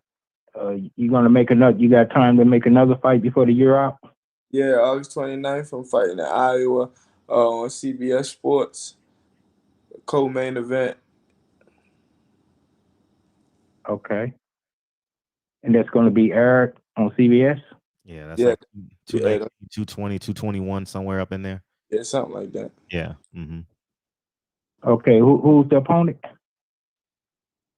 Sonny something. 11-0. 11-0. Oh shit. Oh shit. Okay. Yeah. You definitely stepping up in competition. Your last fight, the guy had 16 fights in, so that was a step up. Yeah, all of my guys be like, fights or never been knocked out. I don't be just taking the guys that them niggas they come in there just don't punch and shit like that. So these guys that be like 15-0, 10 people just came in there just to get knocked. Like hey Fred, they just fall. They just I saw it this weekend, dog. I saw the Boxing Voice this weekend on their Instagram. I was like, these commissioners trying to get motherfuckers killed, dog. People literally walk to the punch and fall. Like I saw that. I see that all the time. Those opening fights and shit that you see before the TV fights. I'd be like, man, these commissions be doing these fighters dirty. You know what I mean? Good for some fighters be bad because then when they get up there and the commission don't approve and they get into a fight, they 17, 18-0 now and they ain't ready for the guys that's up there. Well, okay, yeah, I'm go ahead and clear the line, but yeah, Sebastian, he said he wants you on his wish list. Okay. He's trying to make a name for himself. Go ahead and look him up, Google him. I got you. Appreciate you. All right, then. Appreciate you. All right, no problem. All right, one. How high do you get up in weight if you fighting at 56, 57, 58? How high do you get up? So I'm gonna give it to you straight raw. Before I was vegan, so probably like 9 months ago or 6 months ago, I would get up to like high 70s, close to 80. Now, that's how I you gotta think I train all year round. Oh, okay, gotcha. might take a week off. But now, like 68 to 70, 72 might be the highest. You like that shit now? You like, yeah. Hat be like, I be that shit. Like sometimes I go on the scale, I'm like, this shit ain't real right now. Like I know the feeling. Not that I'm fighting, but when I'm training, I typically train year round, and so I'll be like 162, 160. Now I'm like 173 right now. I'm a little bit up in weight now, but I'll get back down. 702. We gotta get some intros though, man. We gotta bring these intros back. Welcome to the show. 702. What's up? Hello? Yeah, what's up? You gotta mute me. You gotta mute your background singer. I gotta do what? You gotta mute me in the background. Hold on. Hello? What's up, dog? What's up? Man, tell Sebastian whoever he is, he ain't on our radar. That's right, he man. Tell him get his weight up, and we'll meet him at the top. You heard? That's your boy, man. That's your boy. You got. Hey, I'm with all that. Man. He look like he's hungry. 6. I'm telling you, he's like a high school small forward. Man, he ain't that good, man. He ain't that good. Nah, he ain't on our radar, man. Listen, man, we gonna take our time. We get there, we trying to stay, man. We ain't in no rush, man. We making sure that we get all the kinks out now, make all the mistakes now. So when we get there, we don't got time for no mistakes when we get on top. So right now, man, we ain't in no rush. You know what I'm saying? We living comfortable, we okay, we taking our time. Everybody trying to rush to get there, and when they get there, they want to turn back and run off backpedal. We ain't dropping no smoke when we get there. We taking our time right now, and we get there, we'll be able to stay. We get in on the MTK Global. It's a big company, you know what I'm saying? I handle the business side, and they just put us on steroids, you know, that's all. And we fighting on the 29th, man. I got to shout out MTK. I got to shout out the guys that put us on the show out there too, man. Black company, you know what I'm saying? So Big and Like Entertainment, so we support the black companies too. No,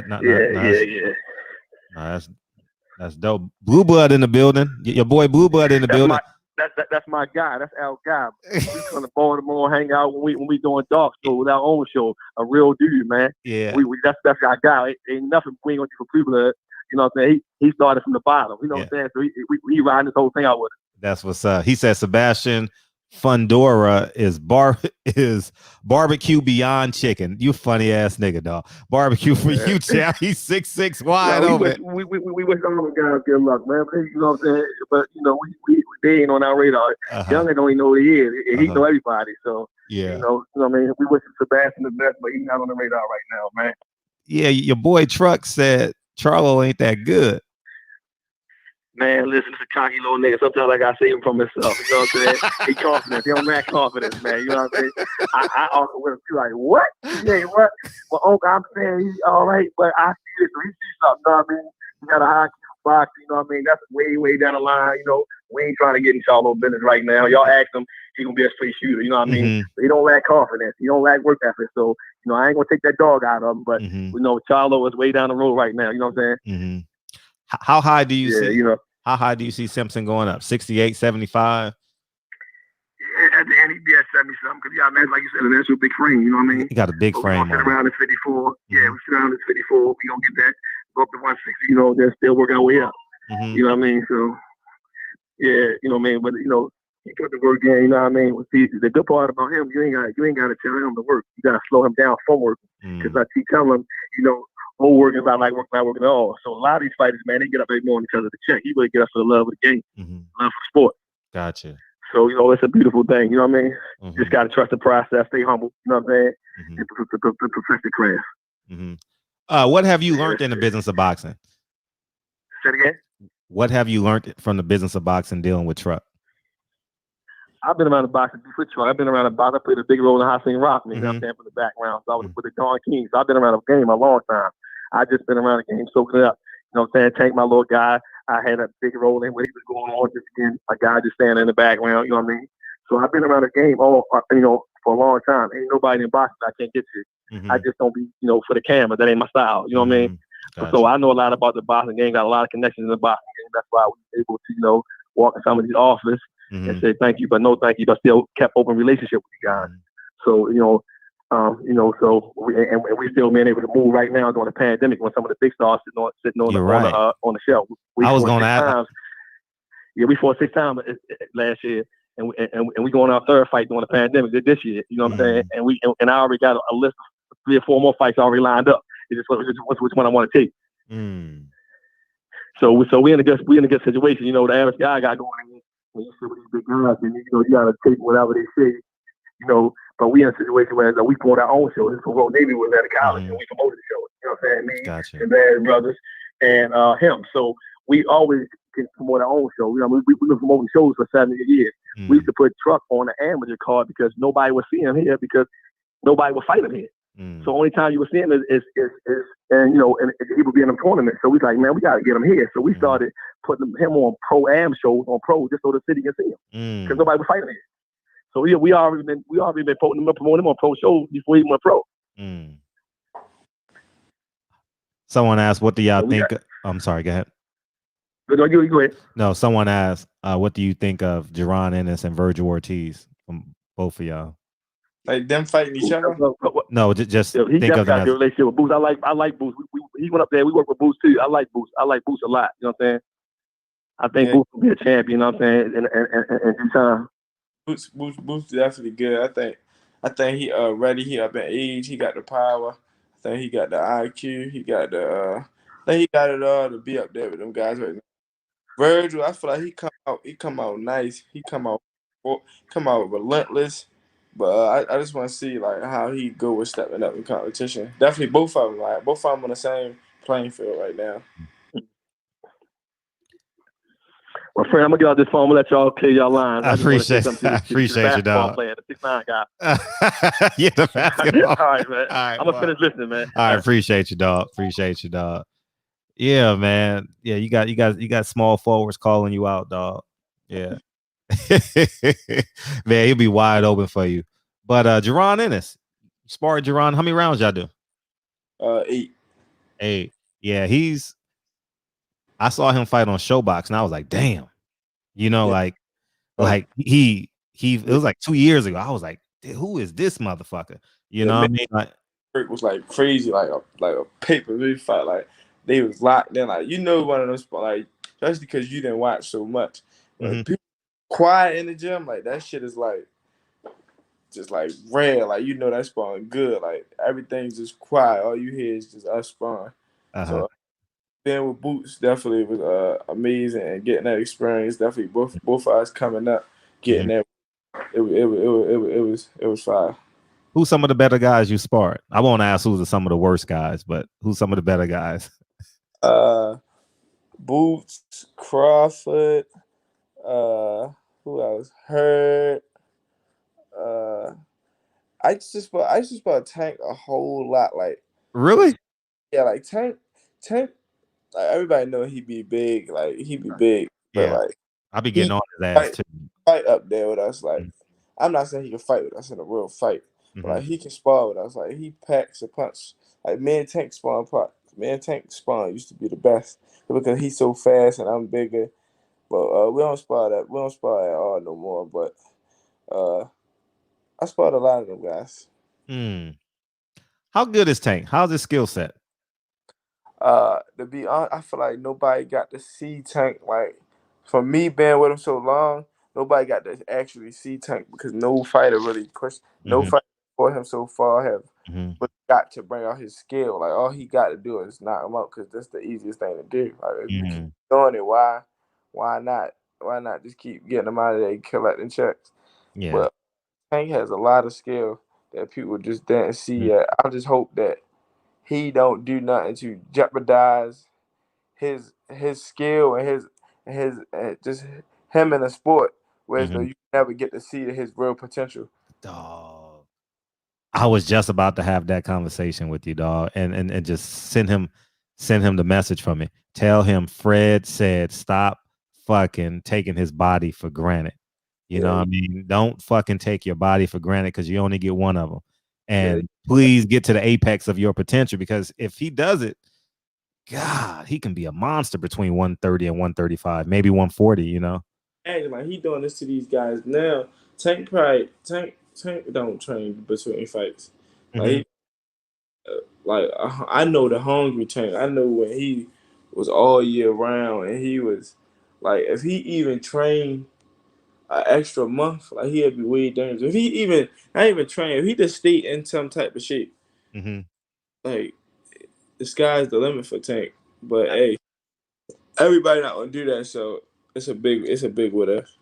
Put him on your vegan diet. He in Vegas with you. He gonna be in Vegas with you. Y'all gonna be playing video games together and shit. Put him on your vegan diet. Yeah, grown ass man.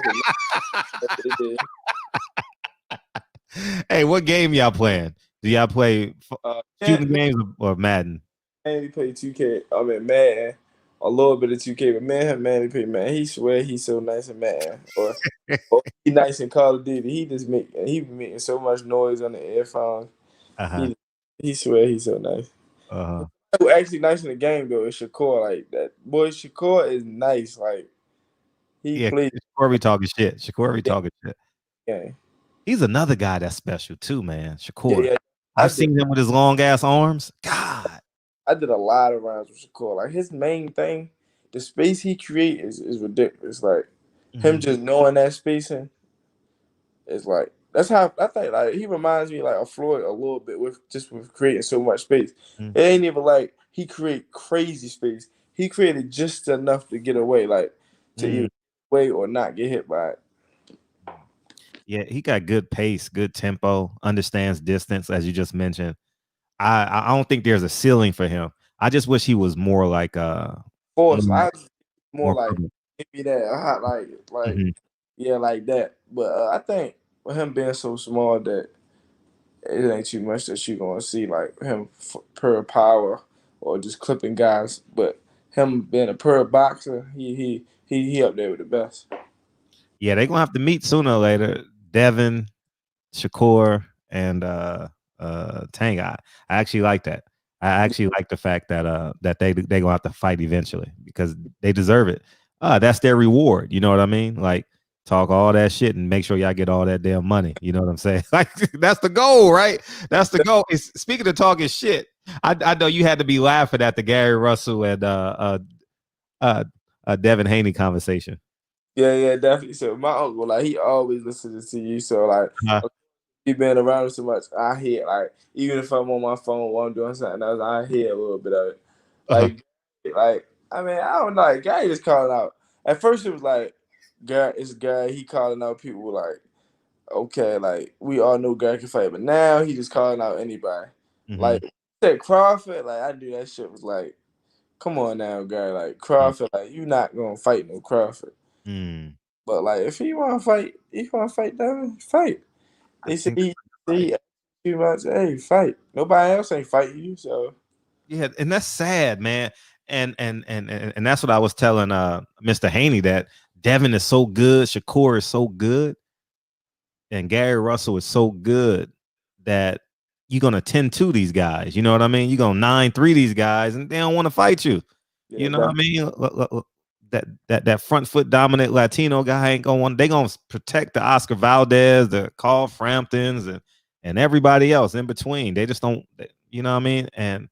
And I just think you gotta get in front of it. I was telling Mr. Haney, I was like, man, just get in front of it, man, and just fight Gary. Put a rematch clause on it. Y'all motherfuckers get all the money, and then the pandemic hit. But you know what do I know? You know what I mean? But that's ironic that you're in the DMV and you got Gary Russell and your boy Devin Haney. That's pretty entertaining. Have you done rounds with any of the Russell brothers?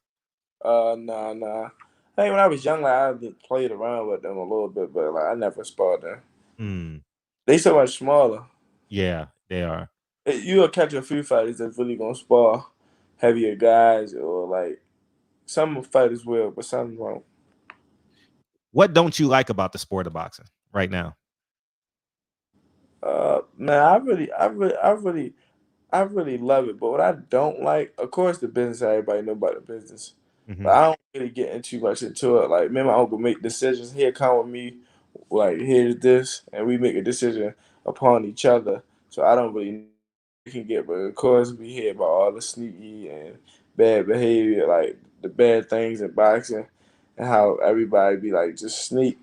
But my thing with the fighting, I don't like how they doing with the money now. Like back in the day, I feel like my generation gonna be that generation that we gonna get a lot of money, but we also care to fight to see who best.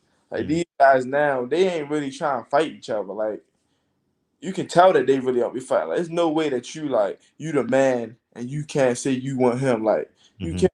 And then I just don't see it. Like I don't really feel like these guys they be trying to fight each other unless they get some money that's like too crazy. Like if it's fair and it's cool for you and it's cool for him, it's an agreement. Like I feel like my generation, we fighters. Like we gonna be like back in the day. We gonna see who really the best fighters. What's your take on Teofimo Lopez? I like him. I sparred with him when I was real young, and that's my he cool with me to this day. Very athletic, very strong. I really like him. I definitely like how confident he is to fight Lomachenko and taking on the rest. It's a win-win situation for him. Like when you come into a situation like that, he ain't got nothing to lose. Yeah. Who's overrated in boxing?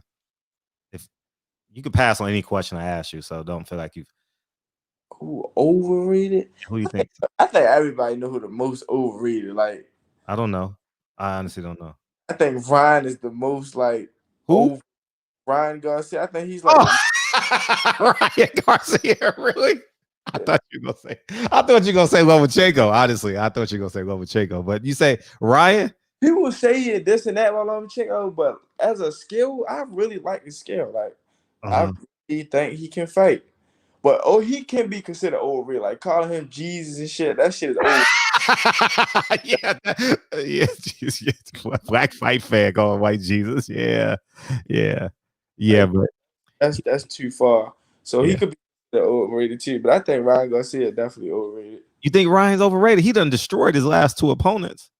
But who is the guys that he supposed to be going against? They been knocking them guys out. They old trash. Like he looking good against him, and they promoting him well and getting him the right fights. I want to see him like, I ain't never seen him get hit back. I ain't never seen nobody fight back at him. No, like all just aside, I ain't seen nobody fight him yet. You think he's a fraud, or you?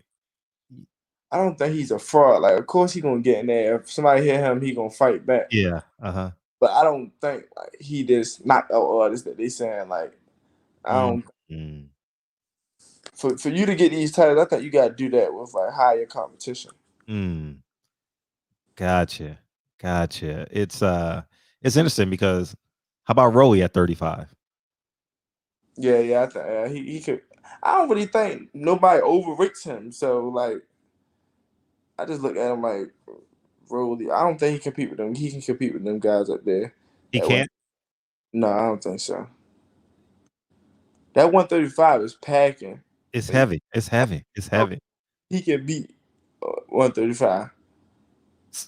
Brian might be his only person because he sparred him whatever he did. But other than that, I don't see him doing that. Hey, Rolly's a wild boy, man. Rolly's a wild boy. I ain't seen him. I haven't seen him box yet. I'll be honest. And I haven't seen him spar since he was like an amateur or like a year, 3 years ago, something like that. Yeah, me neither. So it's been some years since I've been in the gym with him. Who's underrated? That's a lot of underrated guys. I think Caleb is underrated. Caleb. Ooh. I done seen him spar a lot of times, me being in Vegas. I think he embarrasses his sparring partners. Yeah, he really he makes them look stupid, dog. Like he shit. I think Benavidez get enough credit. Fight right there. You just promoted that fight. Yeah, I think that'll be a great fight. I think they should fight. Both of them guys are underrated, like very underrated. Who else? Man, there's so many people that's so underrated. Definitely like smaller guys. Dang, what's that guy? What's the little Spanish guy that he fought Oscar? Valdez? Yeah, he fought Valdez. Adam Lopez? No. Is it Adam? No, that's called Frampton. I don't know. That's real good. I don't really keep up with them too much. Like honestly, I don't keep up with someone asked. But yeah, the main two underrated, I think, is them two. Them two big thing to me. Someone asked, have you sparred Sean Porter? No, I was just trying to spawn when I was just there, but I think like he was in like a bubble or a quarantine, or he was doing something. Okay, got what's your take on Sean Porter? Good fighter? Sean, to me, Sean Porter better than he better than a lot of people think to me, because nobody coming there. You see these guys, they be clipping these guys, and when they get there with him, that shit is never the same. Like, good point. Nobody never gave Earl no fight like that. That fight could easily been a draw in anybody's eyes. Or some might ask Deshaun. Really? You said a draw with the knockdown? Yeah. I definitely could have been a draw. Really? Yeah, I think so. Wow. I had Earl 8-4. However, they were nip and tuck rounds. So I'm not going to disagree with it. They were like 10-9, 10-9. They were like 4 rounds that was like this, you know, and but he won the I thought Earl was stronger in the championship rounds, you know. Big Tuck came on, changed everything. You know what I mean? Yeah, that that knockdown gave him that push. Yeah. Without that knockdown, it was a toss up. It was like, but yeah, what I say? Because Sean could win that round, and that's a 3-point switch. You know what I mean? Yeah, nobody pushed him to that limit. Yeah. You make a good point, but yeah, there is something to be said, and they say the same thing about Earl too, where one of my boys, Tyron Brown, said Earl punched so hard that he turned Chris Algieri into a chef. You know what I mean? Yeah. For real.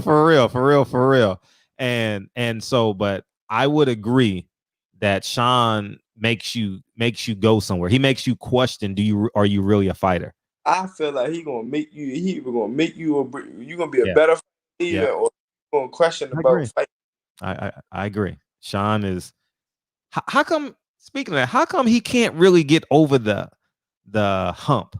You know what I mean? Like, he's right there, but don't win the big fights. You gotta think. Not the best. He have no style, no charisma.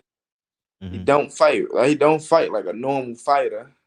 So, man, like, all them things play when we in the entertainment business. So, but I just think, I don't know. He been in there with all them guys. Yeah. He put guys. He just got to do a little bit more extra as far as the boxing. I think that he probably can dominate 147, because I think after sometime next year, Earl is going to leave, and I know Sean does a great job at staying in great shape because he got Larry Wade, so he may be a career 147 guy. You know what I mean? And he'll be a champ. He'll be a champion again. I think 154 will be a little bit tough for him. But someone asked for you, Porter or Bud? That'd be a great fight. That's a great fight, right? That'd be a great fight just to see if Bud could adjust to Porter. That's all it's about. Like, nobody, all the skill and all that go out when you fighting Porter. Like, you just in a fight, like, all that shit out the door. You don't see no jabs fighting Porter, nothing. Y'all just be fighting. Good point. Yeah, he smothers you, and he's freakish athletic. Great feet. Adrian was punishing guys during that time. All that step back count and shit could not work with Sean. Like, he was in his chest the whole night. He just be doing different things. Yeah, that style works on him. It's called the Porter pressure. It definitely works for them. You know what I mean? How about tell me your opinion about Tank going down to 130. You have an opinion on that?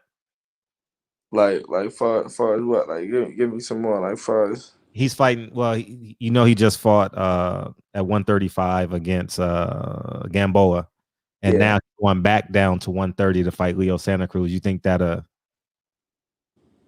I mean, I don't think he should never gave his belt up at 130. That was the only thing that didn't make sense to me. Like, you went up to you fighting for the same belt that you already had.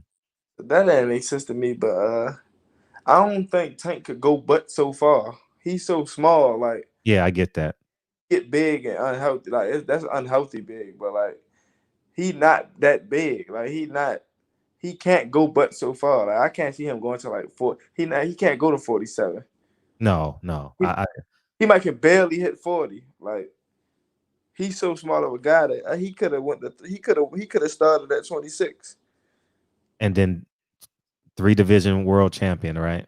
Exactly. And then stole some money at 140 at the end of his career. Down to 26, but I don't know. I don't see it. But I just want to see him. Every question that everybody else is gonna see is he barely made weight at 135. Is he gonna come back down and make 130? That's my concern. You know what I mean? And I've been very vocal about it. I'm not including you in my assertion, but I just think that you don't yo-yo a guy like that. You know what I mean? Like, I don't know. I don't know, man. It's just I root for Tank like no other because he reminded me. I was a school teacher before I got into property, and Tank reminds me of the kids that respected me but could beat me up. You know what I mean?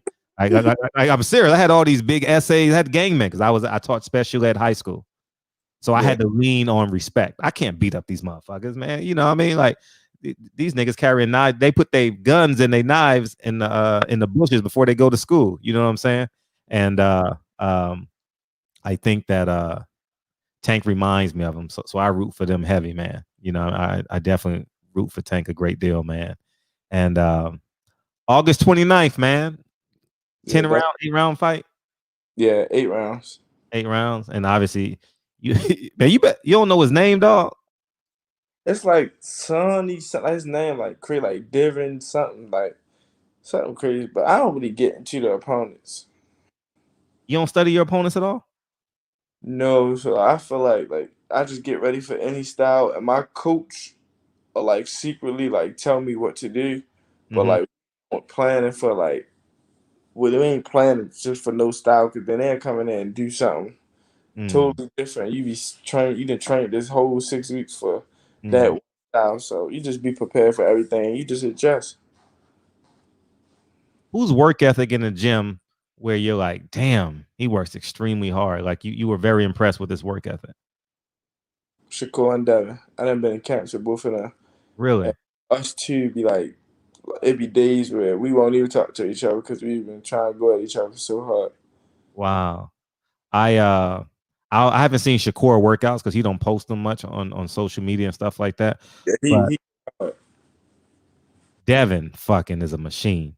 He loves working out. Like that's like his home, his safe place. At snack, at the gym, anywhere, man, we doing competition, we beating each other back and forth. I win here, he win there, I win. Like you can ask him, like me and him, we be going at each other. He definitely works. Like that's like he just like me. Like that's where we feel like this time to get it with. Like we all people, so people be trying like we ain't people. Like that's our safe place. That's where we get our peace at. Like love being there. Did you ever consider going down to 47? Or you could? Yeah, I definitely did. But you did? I did. Like when I was like doing the whole trying to make weight like more. Yeah. People was some like food planners and chefs and all that was like maybe he could make 47. So it was a question, but it was never serious. Like I never wanted to really do it. When was the turn? Have you had the turning point in boxing yet, where you went to a whole new level? Do you remember that moment? And you still got more levels to get to, but you ever? Oh yeah, definitely. Spawn Crawford was one level, and then I think training with Devin the first time or training with Tank for the first world title was saying like how hard you really got to push to go that far. And then I seen Floyd training for probably Birdo, and it was like a lot of different steps. That's why I really like going back and forth to different places because every time I come back or leave a place, I feel like I get better. What's some of the conversations you've had with Floyd? We had a lot of like fighting conversations, but we had a lot of like business and life conversations. So like, he talked to me about how when he was young and investments, things like that. Like Floyd are cool. Like, he a lot of people like hear him be arrogant, but that's like what people want to see. Like that's like Money May. That's Money May, right? But when he calms down and actually talks, when he calms down and actually, I know what you said. I know what you said, bro. power and all that. So We all got that in them. We all got that in them. everybody got that. So when you come down to reality and you really be a person, he a cool dude. Like he'll call you, check on you during holidays. Like he a cool guy. Man, we had a lot of great conversations. We had conversations about everything, like girls, anything.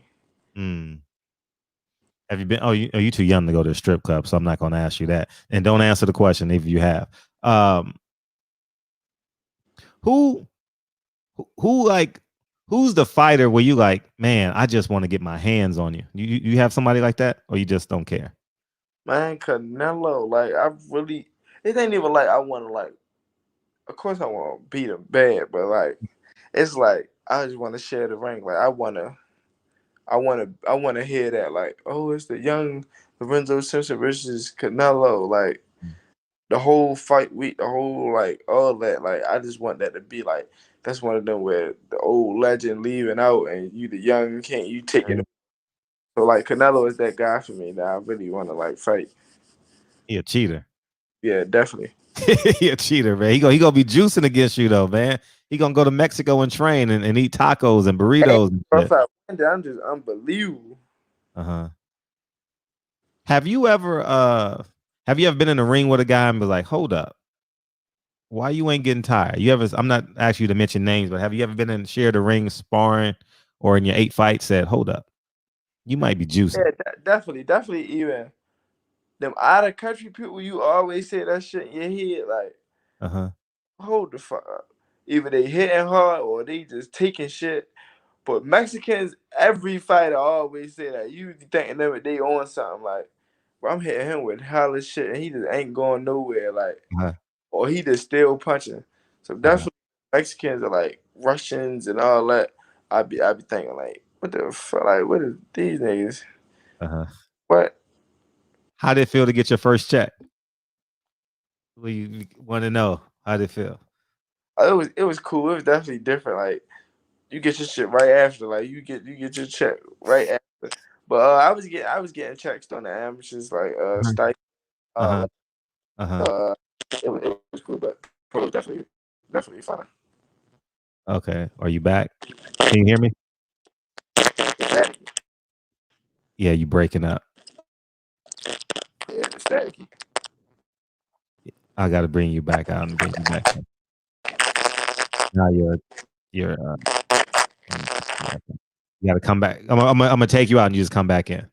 Yeah, feel free to call in. We're gonna wrap it up with him, man. I know it's late on his end, man, and we'll say our pleasantries and get him on the road, man, because I know he got to get up. He heading back to Vegas on Wednesday or Thursday to get back at and start sparring again and lose. He only got to lose 168, 170. Damn. Imagine he's on that Caleb Plant work. Caleb Plant is always 10 to 12 pounds away from his weight. You know what I mean? That's fucking amazing, man. And being a vegan at 20 years old, you couldn't have told me that shit. I would have looked at you every which way.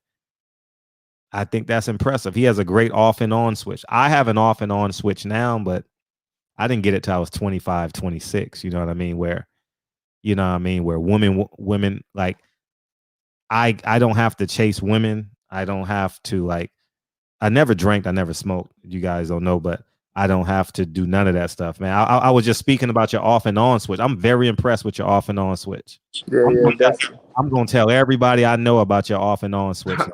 I'm serious, man. 20 years old, a vegan. I'm gonna get you out of here, though. I know it's late on your end. Yeah, definitely. I was just ready to say that I came back in here just to holler at you. Yeah, go ahead and enjoy your day, man. Oh yeah, now you go really sell it down. You gonna really sell it. I drink water. Yeah, definitely. A lot of water. Yeah, man. I appreciate you coming to hang out with us tonight, man. And please come back anytime, man. And I'll definitely send this video to Jamel Charlo. And yeah, definitely. Yeah. I appreciate you, dog. I appreciate you coming in. Tell Raheem I said thank you for sure. All right, one. All right, man. I appreciate him coming back in, man. So tell me your thoughts, man. I'm what I take away from that interview is that nigga is a vegan at 20 years old. Man, shit. Man. A vegan, not a vegetarian, dog. A vegan. Sheesh. I'm impressed. I didn't know that going in. I'm very, very impressed. You know, I appreciate you, Harry. I know of, because I saw Blue Bloods videos when he covered the fights and he was talking about it, but I didn't know like he's full blown vegan. I thought he did it for that fight. You know, like Timothy Bradley, he does it for fights, but then he goes back and lives his normal life. Very impressed. I'm very fucking impressed that he's a vegan. I was a vegan from like 25 to 35 or 25 to 36, somewhere in there, but I wasn't no vegan at 20. Nah, definitely wasn't that at no 20 years old, man. And I was my third year in college, right? Yeah, definitely wasn't a vegan at 20 years old, dog. But yeah, thank you for coming in, Lorenzo Simpson, man. And yeah, man, it was a good show. And so we confirmed, yeah, feel free to call in too, man. We got 3 artists already confirmed for September. Man, we rocking and rolling, dog. Man. Oh, man, dog. Y'all already know we got hope. I'm going to go through the lineup just to tease y'all niggas a little bit, all right? Let's see. I already showed y'all Hope, right? I'm gonna go through it again. Just because. September 1st, we got a live concert in the barbershop September 1st. September 8th, we got a live concert in the barbershop, right? All right, I'm gonna go through it for y'all, right?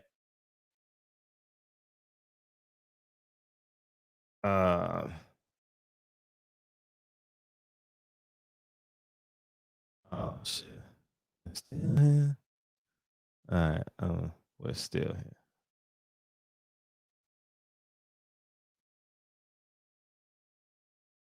All right, here, y'all already know about this. Woke up this morning, we got her September 1st. Y'all already know about this one, right? Open my window, look down. September 1st, we got her, right? Her name is Hope. We got her, right? Oh man, we rocking and roll. I'm telling you, we growing, y'all. Hey. Y'all gonna love her. Guess what? She's vegan. And then I'm not done. And then we going in. Listen, we got another one. We just growing. That's all we doing. It's growing. I had the shakes. Hey, dog. Wait till y'all hear this nigga. Go. I had the shakes. Hey. All right, let me get to this real quick. Gotta turn this shit up. Hey, Chad Shepard coming in the building, dog. Hey, fuck with me one time, y'all. I had the shakes. Hey, couldn't even get my way out of it. Wait, hey. Man, no doubt she made a dope fiend out of me. Ooh. Let me pause it one time, then let's go again. Hey. Thought she'd leave. Hey. I was fixed. It felt like a curse. Cause as the days went on, it never got better. Hey, man, we fucking rocking and fucking rolling all day long. And let me tell you who I got, man.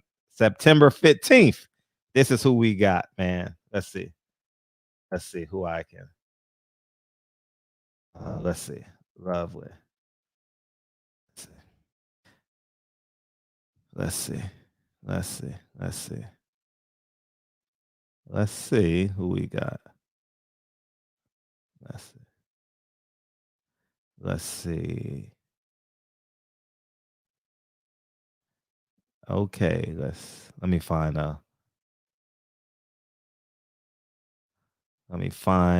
one. Let's see what this sounds like. Again, like I was telling us, up front, like, I sort of come from a street performance. He's September 15th. We got John West coming in. This motherfucker's amazing too. So I did that whole hub again to bring some of that street vibe. We use these. Don't know how I could get much. Hey, it's all right. Hey, I don't need time. Yeah, I'm feeling helpless and I don't mean it. We could play the whole song because this is live. Where I see it, hey, it's like ooh, September 15th, y'all. Bring your girl to the barbershop, niggas. We don't need no words. It's like ooh, the time is just like oh, oh, oh, oh. A little low, like so when you look my way, I don't know what to say. Hey, we rocking and rolling, dog. So, hey, so we gonna talk shit and swallow spit, man. I'm fucking the song up. Oh man, this nigga can go. This nigga can go. I saw him on the promenade years ago, and we got that shit done. So yeah, we got that. September 15th, we got John West. September 8th, we got Chaz Shepard. September 1st, we got Hope. All right, I'll have the flyers by the end of the week and stuff, and y'all share it. And we just gonna keep on building. We're gonna keep on growing, keep on building, and we just gonna keep on adding stuff. Keep on adding, keep on adding, keep on adding.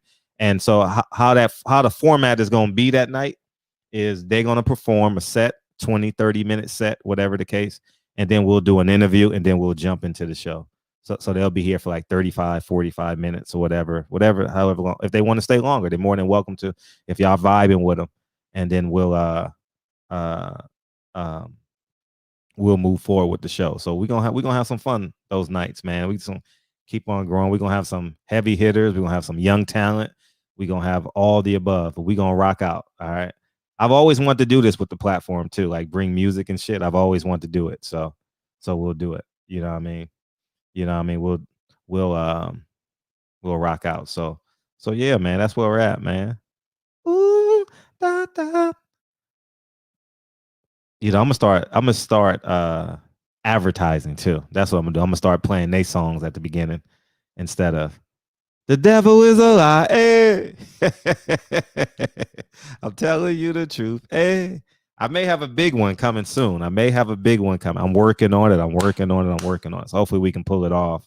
And every so often, man, y'all can bring y'all girl to the barbershop and vibe out. You know what I mean? And we gonna try this out. And if y'all like it, we gonna keep it going. You know what I mean? If y'all say fuck the live music, but we gonna try it a little bit. You know what I mean? And see where it goes from there. But bring your girl. September 1st, bring your girl to the barbershop. September 8th, bring your girl to the barbershop. September 15th. You know what I mean? And if you Patty Dean, bring your dude to the barbershop. If you Patricia at the YMCA, pick somebody. Pick somebody. And tell her to come to the barbershop, man. Don't forget to reach out. Yeah. V Bozeman. Yeah, I'm definitely gonna reach out to V Bozeman, dog. I already reached out there. So she and I have been talking, and we'll iron it out, man. We gotta cross our T's and dot our I's, you know what I mean? So so if you guys have any artists, send them my way, man. Send them my way, and we'll work everything out. And we gonna rock out and have some fun. So but yeah, man, we're just adding layers to the barbershop, man, because the barbershop is like the neighborhood everything. You know what I mean? It's like the neighborhood accessory store. You know what I mean? I'm gonna take Charlo. I like Charlo against Rosario though. I like Charlo against Rosario. I'm very interested to see will Charlos be smart that fight. You understand? Like, because he don't have to stand square up with Rosario. You understand? He don't have to stand there and trade and fight. I'm very interested because remember, Jamel Charlo was a very good boxer. You know, he has transferred that into like more of a puncher than boxer style. So I'm very interested in how he's going to be, because Rosario is going to try and convince him to fight and stand there and fight. It's something about his style that's conducive to that. You know what I mean? You like Juicy by V Bozeman? I'll definitely let her know. So yeah, we might have her in October or something like that. You know what I mean? Because September might be full. So yeah, The goal is to have 2 per month, 2 concerts per month. If we can get more, we can get more. But the goal is 2 per month, and we'll see how it goes. And we can do hip hop too. So if you got a hip hop artist, tell them to holler at me, man, and we'll go from there. All right, we'll do it like this. We'll do it like that. So but yeah, man, I'm excited. I'm excited about. Oh, you love V, period. I like V, period. She fine. She a beautiful woman, dog. I tell you what, she's hard to follow on Instagram. I tell you that much. Shit. She take great pictures. She take great fucking pictures. And she knows that. I love a woman that knows every inch of her body. You know what I mean? That just knows who she is. You know what I mean? She can be sensual, seductive, and still be woman. You know what I mean? She ain't got to take her clothes off to be sensual or sexy or, you know what I mean? Shit, yeah. Yeah, you know what I mean? She a bad one. She's definitely a bad one. What's up, 210? What's up? Hey, Fred. I know you're wrapping up. Yeah, what's and up? I called earlier, Yeah, I know. but I didn't want to take away from your guest, man. Mm-hmm. Hey, I didn't get to talk to you the other day you did that Robert Garcia thing. Yeah, go ahead. I was at work, man. The one day I missed, right? Mm-hmm. But man, I just wanted to say I wanted to commend you on how you handled that, man. That was awesome, bro. Yeah, yeah. And thank you. usually I call up. I know you know me. Yeah. So usually I call up, especially sometimes it ain't. I don't have an opinion on it because you and the community is more adept to handle that, right? Mm-hmm. That's not my place to have an opinion on certain stuff, right? Mm-hmm. But the way you handled that the other day, man, I gotta commend you because that was dope, man. Oh, I don't believe there should be a separation between black and brown. I don't. I know people. I know people. I'm talking about on a big level. I'm not talking about like in your household or like. I'm talking about just as a whole on the big issues. Like, who should we vote for? We all should be voting for the same person. You know what I mean? We should be fighting for racial oppression, racial inequality. You understand? We all should be fighting for those things. And I don't like when Mexicans separate themselves from the plight of all of us, because we're all in this together. So exactly. It's just what I feel. Man, we eye to eye on that. Mm-hmm. Just what I believe. So. And I appreciate that, man. I appreciate it. Even I saw, some of the callers, and I don't blame them, man, to get emotional about it, or like not even emotional, just you just instinctual. You say what comes off, and you was like, hey, that's not everybody, and I respect that, man. Because hey, trust me, there's some people out here that they go to war with everybody. So that's just stupidity, man. And if that's how he feels, fuck it, man. Fuck Robert Garcia. You know what I mean? Yeah. And fuck Pita too, because he let his dad stand on something that he knew was wrong. You know what I'm saying? I get what you're saying. And so, man, I just wanted to say that. I didn't want to take away from your guest or anything. I appreciate it. I just wanted to say that, man. I appreciate it, Fred. That's love. I appreciate Keep doing your thing, man. One. Appreciate you. All right. Bet. One. Yep. Bet. Yeah, man. I don't like that. I'll be honest, man. And maybe it's from my New York roots or something like that.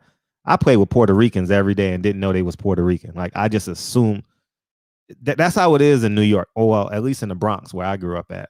I know that they're Puerto Rican, and I know I was an innocent little kid, but I didn't. Just me, you know what I mean? But when you come to LA, Mexicans wear boots, big buckles, you know what I mean? So they visually are contrast to black people, you know what I mean? So it's very much different, LA versus New York. But I don't entertain conversations about big issues. You know what I mean? I know the black versus brown thing in boxing. That shit is sports. I get all of that. But when we're trying to uproot a president and trying to get reparations, because everything that will happen to a black man will happen to a Mexican man. Plain and simple. Everything that happens to a black woman will happen to a Mexican woman at some point. You understand? And it's not as overt, It's not as overt. They just won't call you back for your job interview. Vasquez? Oh, nah, we good.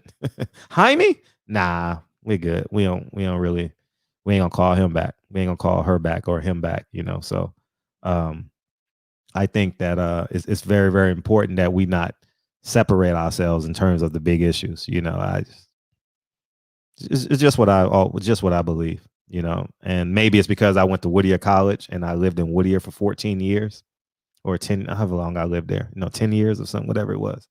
I don't know. I'm just different, you know. So, or maybe I've been in LA and New York my whole life, you know what I'm saying, where Mexicans were my neighbors my whole life. Puerto Ricans was my neighbors my whole life, you know. In some cases, they had the key to my house, you know. When I would lose my key as a kid, you know, you go knock on your Mexican door and Mexican neighbor's door and they give you the key to your place, you know. So I don't know. I just think it wouldn't be LA without Mexicans, black love, brown life, black love, brown pride in this set again, you know. I grew up on that song, so no, it's I know we had this conversation a week and a half ago, but it just bothers me when I hear Robert Garcia talk like that from a leadership perspective. It just makes no sense. You know, it just makes no fucking sense. You know, I would never get on this platform and be like, oh, like get in the front of. I never got on this platform and say, oh yeah, if you don't have papers, oh, you need to go back to your country. No.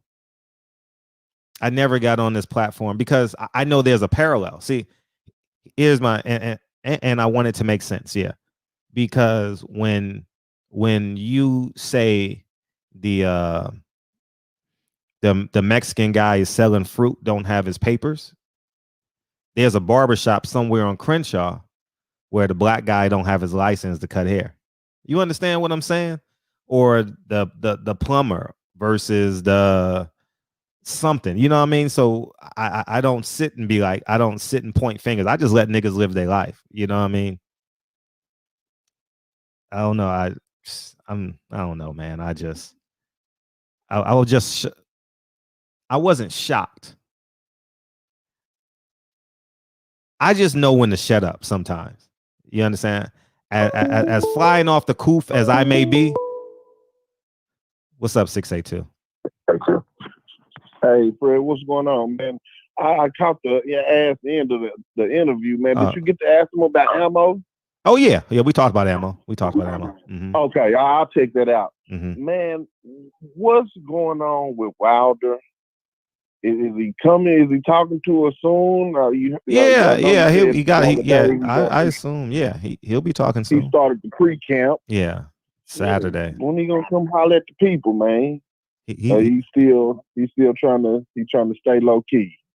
It got to be soon, right? It got to be soon, and I know that's subjective. And I personally haven't spoken to Wilder. I've texted him, but that was like 2 months ago, a month and a half ago. You know, personally. I haven't physically spoken to him about a month and a half, 2 months ago, 3 months ago, somewhere in there. I don't know. I talked to his team so much, so that's why it's like, you know, it's different. But he's good. He's good. You know what I mean? You know, he's coming in the barbershop, and the phone line's gonna be on fire. He's coming in here. He's coming in here. Trust me. Wilder's coming in here, dog. You ain't got to worry. He gonna spend an hour and a half, 2 hours with you and have a good time. And you're gonna feel like you know, when your favorite cousin came over on Saturday and y'all went to watch cartoons, then went to play basketball, and then at the end of the night play ding dong ditch. You know what I mean? That's what it's gonna feel like. You know what I mean? See, Tay Jones said soon, so I ain't worried, man. You know what I mean? Yeah.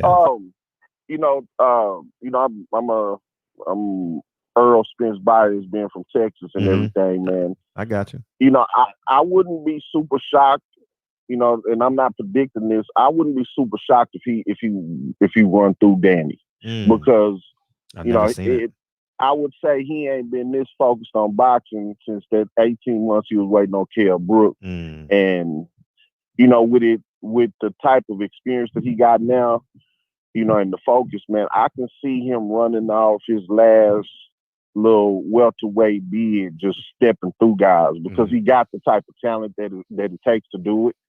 And when do you think Canelo gonna really? Because I think he gonna duck the Charlos. Canelo, I'm speaking about. Mm-hmm. But I think Earl gonna bring enough asses to the seats to where Canelo might want to see him.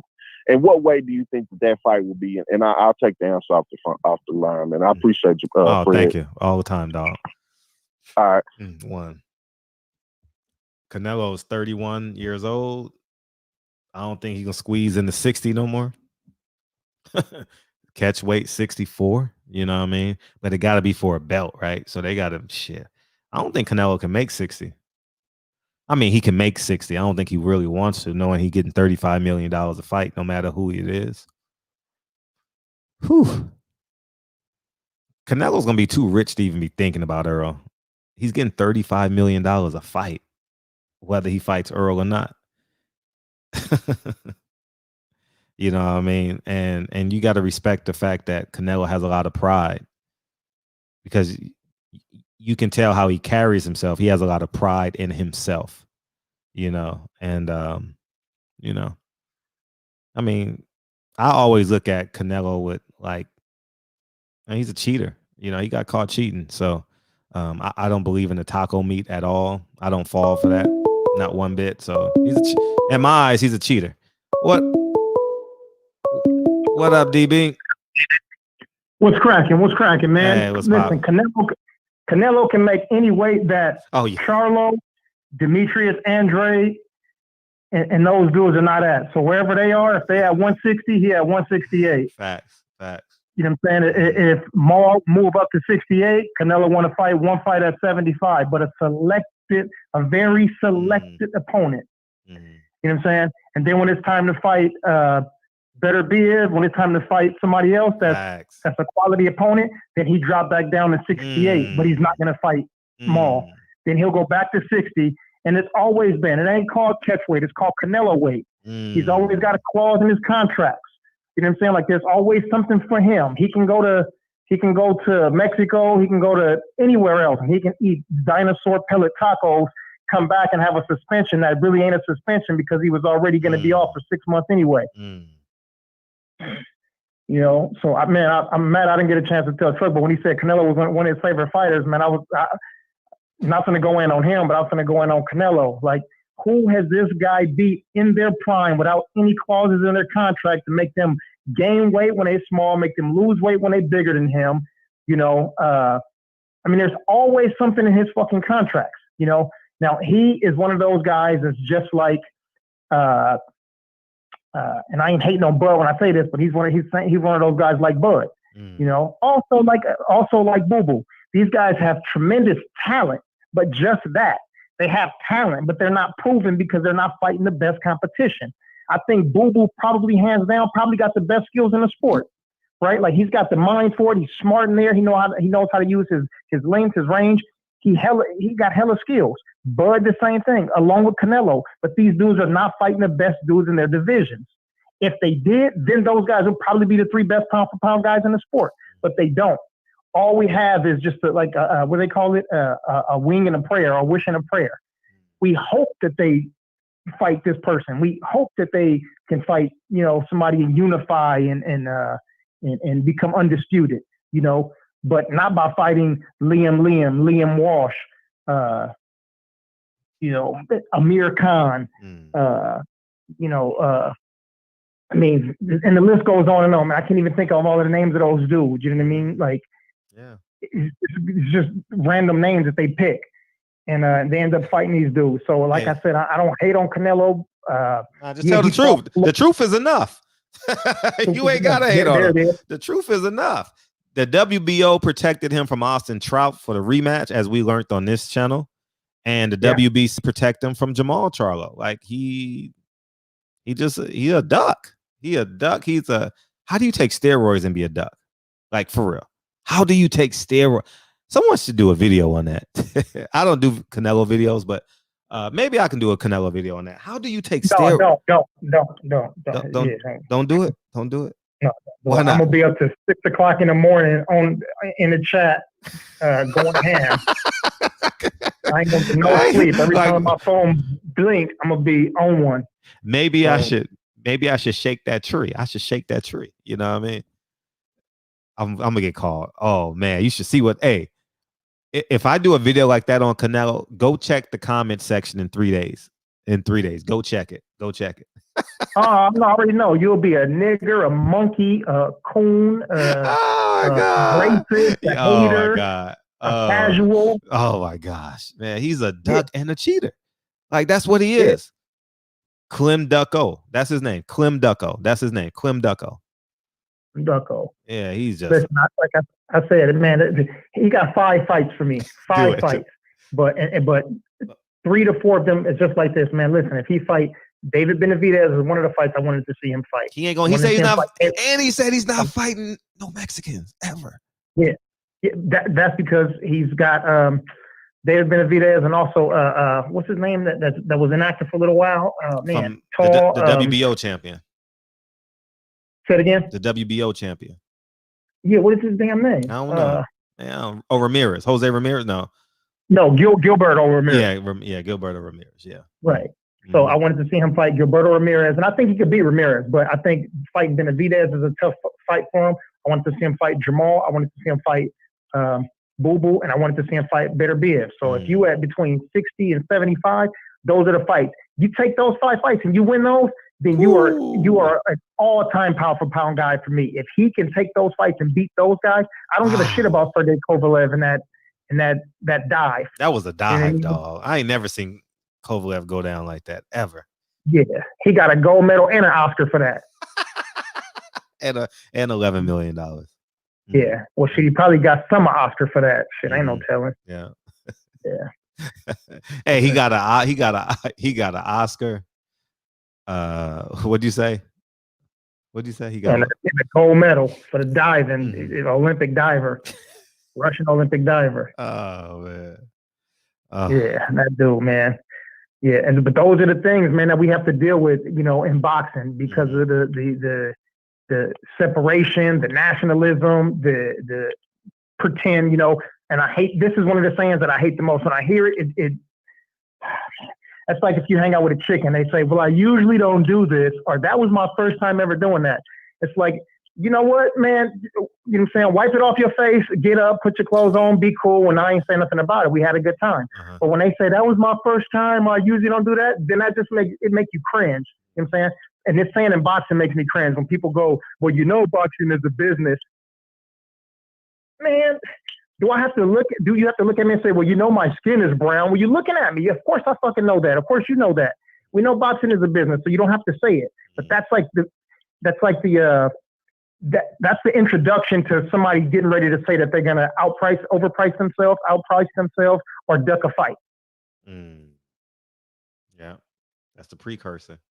That's the precursor. There you go. Yeah. So don't say that. Of course it is. That's your profession. That's what you do. So you don't have to say that. So it's like every time you get on YouTube, you say, well, YouTube said, like, man, we already know what YouTube says, man. You can't play the whole Nipsey song. We got it. You know what I'm saying? Like, just you play your 3 seconds and then that's the intro. By the way, what's my intro, homie? My nigga, this is dedication. This is anti-hesitation. It's a real nigga celebration. Hey, were you one of the kids in my class? You just punked me, dog. No. One thing I don't like and don't fuck with is bullies. Oh man, this nigga just punked me. Good night, Mr. Charlie. Hey man, you just punked me, dog. And I saw Mark Wunderlich in there too. Good night, Mark Wunderlich. I saw you say good night as well. Yeah. Peace, Utah, Mark Wunderlich. Yeah, man. No, you don't fuck with bullies, man. Also, man, I was supposed to corner against Truck last year. He fought my cousin Darion. He knocked him out, but I had some problems with I don't know if you remember, but I had some problems with the commission, and they wouldn't give me they wouldn't renew my license or whatever. Oh, damn. Yeah, it's done now, and I can renew it to corner now. But yeah, they was just tell me what you thought of Truck. Tell us what you thought of Truck. Truck was great, man. It was good to know that he was living that plant-based life. When I heard that he was vegan, I was like, hell yeah, it's gonna be easier for him to be able to cut weight. You know what I'm saying? Like when he move up to, he basically he'll be fighting between 147, 154, and then he'll eventually move up and start fighting at 60. And I don't know, he's 5'10", right? So I don't think he'll fight. He's taller than me. He's way taller than me. He's about 5'10", 5'11", maybe. Yeah, he big though. He looked like he said he's taller than you. Like that was a shock. No, because I'm so used to interviewing like smaller guys, like the welterweight division and shit. Those guys aren't as big. They look big on TV, but them niggas, only Earl is big. All them niggas my size. For real. Yeah. What up, D Hodges? Yeah. Yeah, no, it was good though, man. I had some questions for him, but my phone died and it took me it took like 10 minutes for my phone to charge up. And I was like, man, I had some good questions for him too. But we'll get him back. Yeah, he'll come back. What you think about the concert series on the platform? What's your thoughts on that? Yeah, I was actually trying to work on getting a certain person. Oh, dope. On there, yeah, earlier this morning. You know what I'm saying? Like 6 o'clock this morning, but they on the East Coast. Oh, they on the East Coast. Okay, my bad. Yeah, it was 6 o'clock, so it was already 9 there. But shit, I don't go to bed. Most times I sleep for about an hour or two. I know, I can tell. I know. Yeah, I know. I'll be sending you shit at like 4 or 5 o'clock in the morning. I know. But, shit, I know shit. You barely sleep too. I know if I send you Reggie some shit, y'all barely sleep. You go running at 11, 12 o'clock. I hate that you get in the house at 1 or 2. Shit, you be back up at 6. I hate that shit about me. I love that part about me because I know I'm going to do it, but I be wanting to sleep sometimes. But that shit don't happen, dog. You know what I mean? But fuck it. I'm neither here nor there. So you think it's a good idea, concerts and shit? Think it's a good? Yeah, I'm ready for it. Yeah, me too. I think after we do like 2 and really figure out how it's gonna look and make the proper adjustments. So I was gonna send you this later on too. Go ahead. I think maybe we try not to get the biggest artists for like the first 1 or 2, so we can work out the kinks. Gotcha. Because first thing that's going to happen is everybody going to be hating. Fred's trying to do this concert and he can't even do it right. Shut the fuck up. yeah, I get it.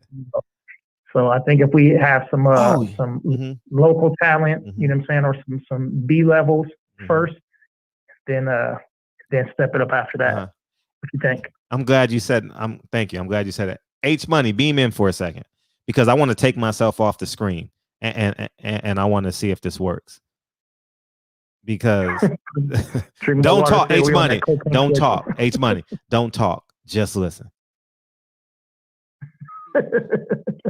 Come on, black. Come on. Somebody, y'all don't even know. You know where that's from, right?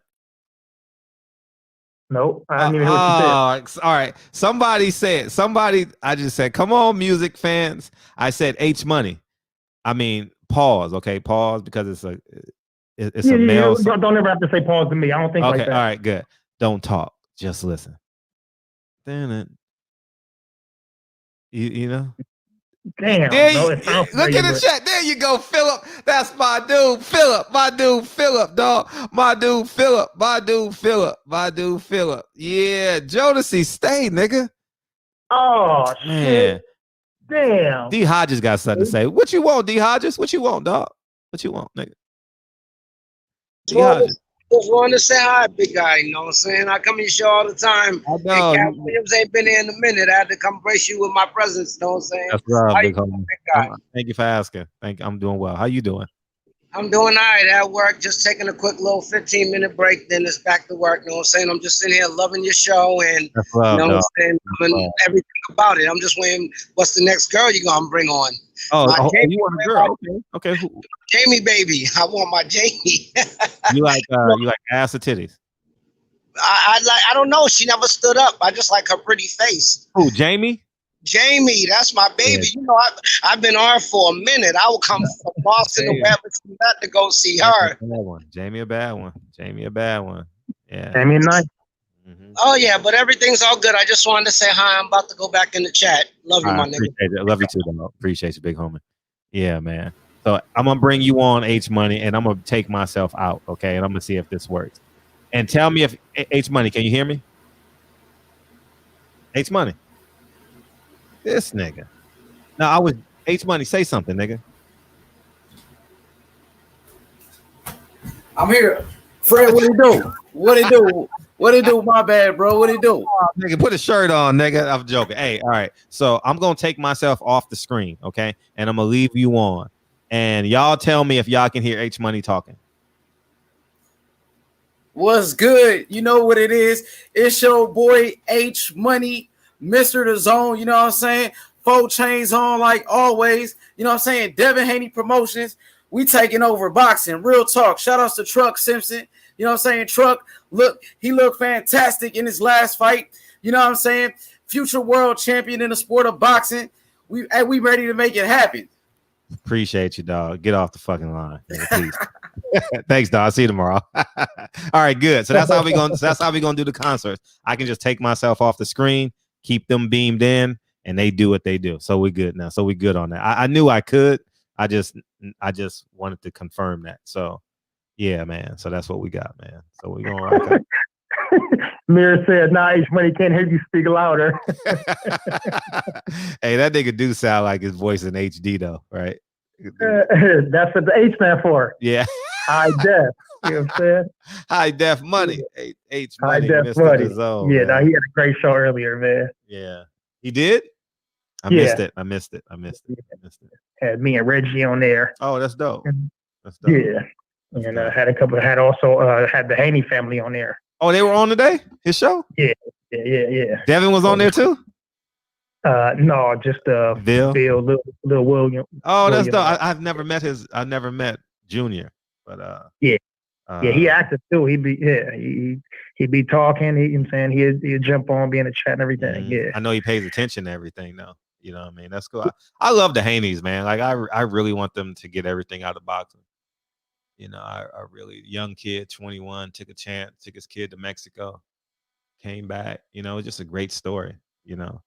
Great story. Yeah. Homeschooled the kid, I believe. I gotta have him tell the story. I'm just, but I sound like he homeschooled him, and you know what I mean. Got a beautiful family. Yeah. Shit, everybody homeschooling right now. Yeah, I'm homeschooling. Yeah, we gotta. This is gonna let people know, like, if the school system's really been working, because when you got to go through this curriculum through the curriculum, the information and the study material, which are little ones, you know if they really been learning or not. And it's not just doing homework. Now you got to go through stuff all day with them. You know. Yeah. So yeah.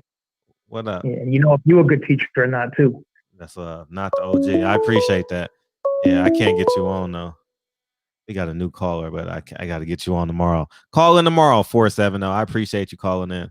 But everybody in the chat. Quick question for everybody in the chat. Yeah. What's the best boxing movie of all time? Oh. The best boxing movie of all time. I know what they have: Raging Bull, Rocky 1, Rocky 2, all the way to Rocky 6. We had the Creed movies. What's the best boxing movie of all time? What's yours, Fred? I'll tell you why. I'm addicted. Y'all know I'm addicted to Malcolm X, right? So when the Hurricane? guy, no, Reuben Carter, no, that's a great one though. That's a great one. I love that scene. When Muhammad Ali is driving and the man runs across the street and says, "They killed Malcolm. And he just started crying. So I would go with, because I like the historical perspective of Muhammad Ali. I thought it was a too drawn out kind of flat movie. It came out Christmas, right? About 15 years ago. But I like the historical content, like the information. So $1 Million Baby. Woo, that shit was good. That shit. Read some of them from the chat, Fred? I can't see them. Oh, I'm sorry. Hurricane, $1 Million Baby, Undisputed, Penitentiary, too sweet. Yeah, Penitentiary. Hurricane. What else we got? Phantom Punch, good movie. Hurricane was fucking good. Hurricane was good, dog. Digstown, Clubber Lane was my nigga. Creed 2 was good. How many Creeds has it been? So I know which one I'm talking about. Has it been 1 or 2? 2. It's been 2. One. I thought 1 was better than 2, in my opinion. And that's basically Hurricane. But $1 Million Baby, man, $1 Million Baby. I like that. I like that she killed herself. I like that. You know, Drew Titan said Diggs Town. Bobby Drew, Thompson yeah, said Diggs Town. yeah. I like who. I don't know who was in Diggs Town.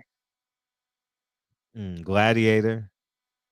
Gladiator's a boxing movie. Yeah, that's what I was about to say. Gladiator. Mm-hmm. We're not talking about just fighting movies. We'd be on here all night. Diggs Town was with the black bald head dude, right? What's his name? Louis Gossett Jr. Yeah, Louis Gossett Jr. Right? Is that his name? Yeah, Louis Gossett Jr. Yeah. Mm-hmm. Oh, that was a guess. Okay. Yeah, that's it. Louis Gossett Jr. Yeah. Yeah. So that's why I like Ali. I don't think it was good though. Like I don't think it was like a great movie. Louis Gossett, yeah. Yeah, just the affinity for Malcolm and Ali. Huh? Mm-hmm. Yeah. So that's kind of the Undisputed. That's the one with Ving Rhames and Wesley Snipes. When Ving Rhames was doing the bankhead bounce and he knocked his hat off his head. Is it? I don't know. I gotta remember it. I've seen it though, but I gotta remember it. I've seen all those movies on HBO. Yeah, I think that's where Wesley Snipes was in the penitentiary and he was fighting all of the champs from different penitentiaries. He was a champ like 10 years, and then Ving Rhames got, I don't know, he got caught. Oh yeah, up he said case. yeah. They say yeah. They say yeah. Okay, all right. I don't know. I'll just never get Ving. Forgive me, but that scene in Baby Boy that's the one scene I can't get that shit out of my head. You want some breakfast, nigga? The Froggy style with his mama? He said, "You want some breakfast?" Oh yeah. I was thinking about the Froggy style with old boy mama. I'm like, man, that's a cold scene right there. Yeah, man. It's just, Vin Rhames was just disrespectful, all disrespectful, beating him up, nigga. Like he was just overtly disrespectful to Tyrese, man. Damn, man. He was, wasn't he, dog? Wasn't he like overly disrespectful to that nigga, dog? Yeah, man. I remember he was like, man, I got heat for niggas like you, cuz. I'm like, yeah, this shit crazy. Yeah, Baby Boy was funny. I just watched that movie about a week ago. Too. Hey, don't that movie get funnier and funnier when you watch it, dog? Yeah. It's stupid funny, too. It's like, Tyrese, you can't be this stupid. Like, that character is dumb.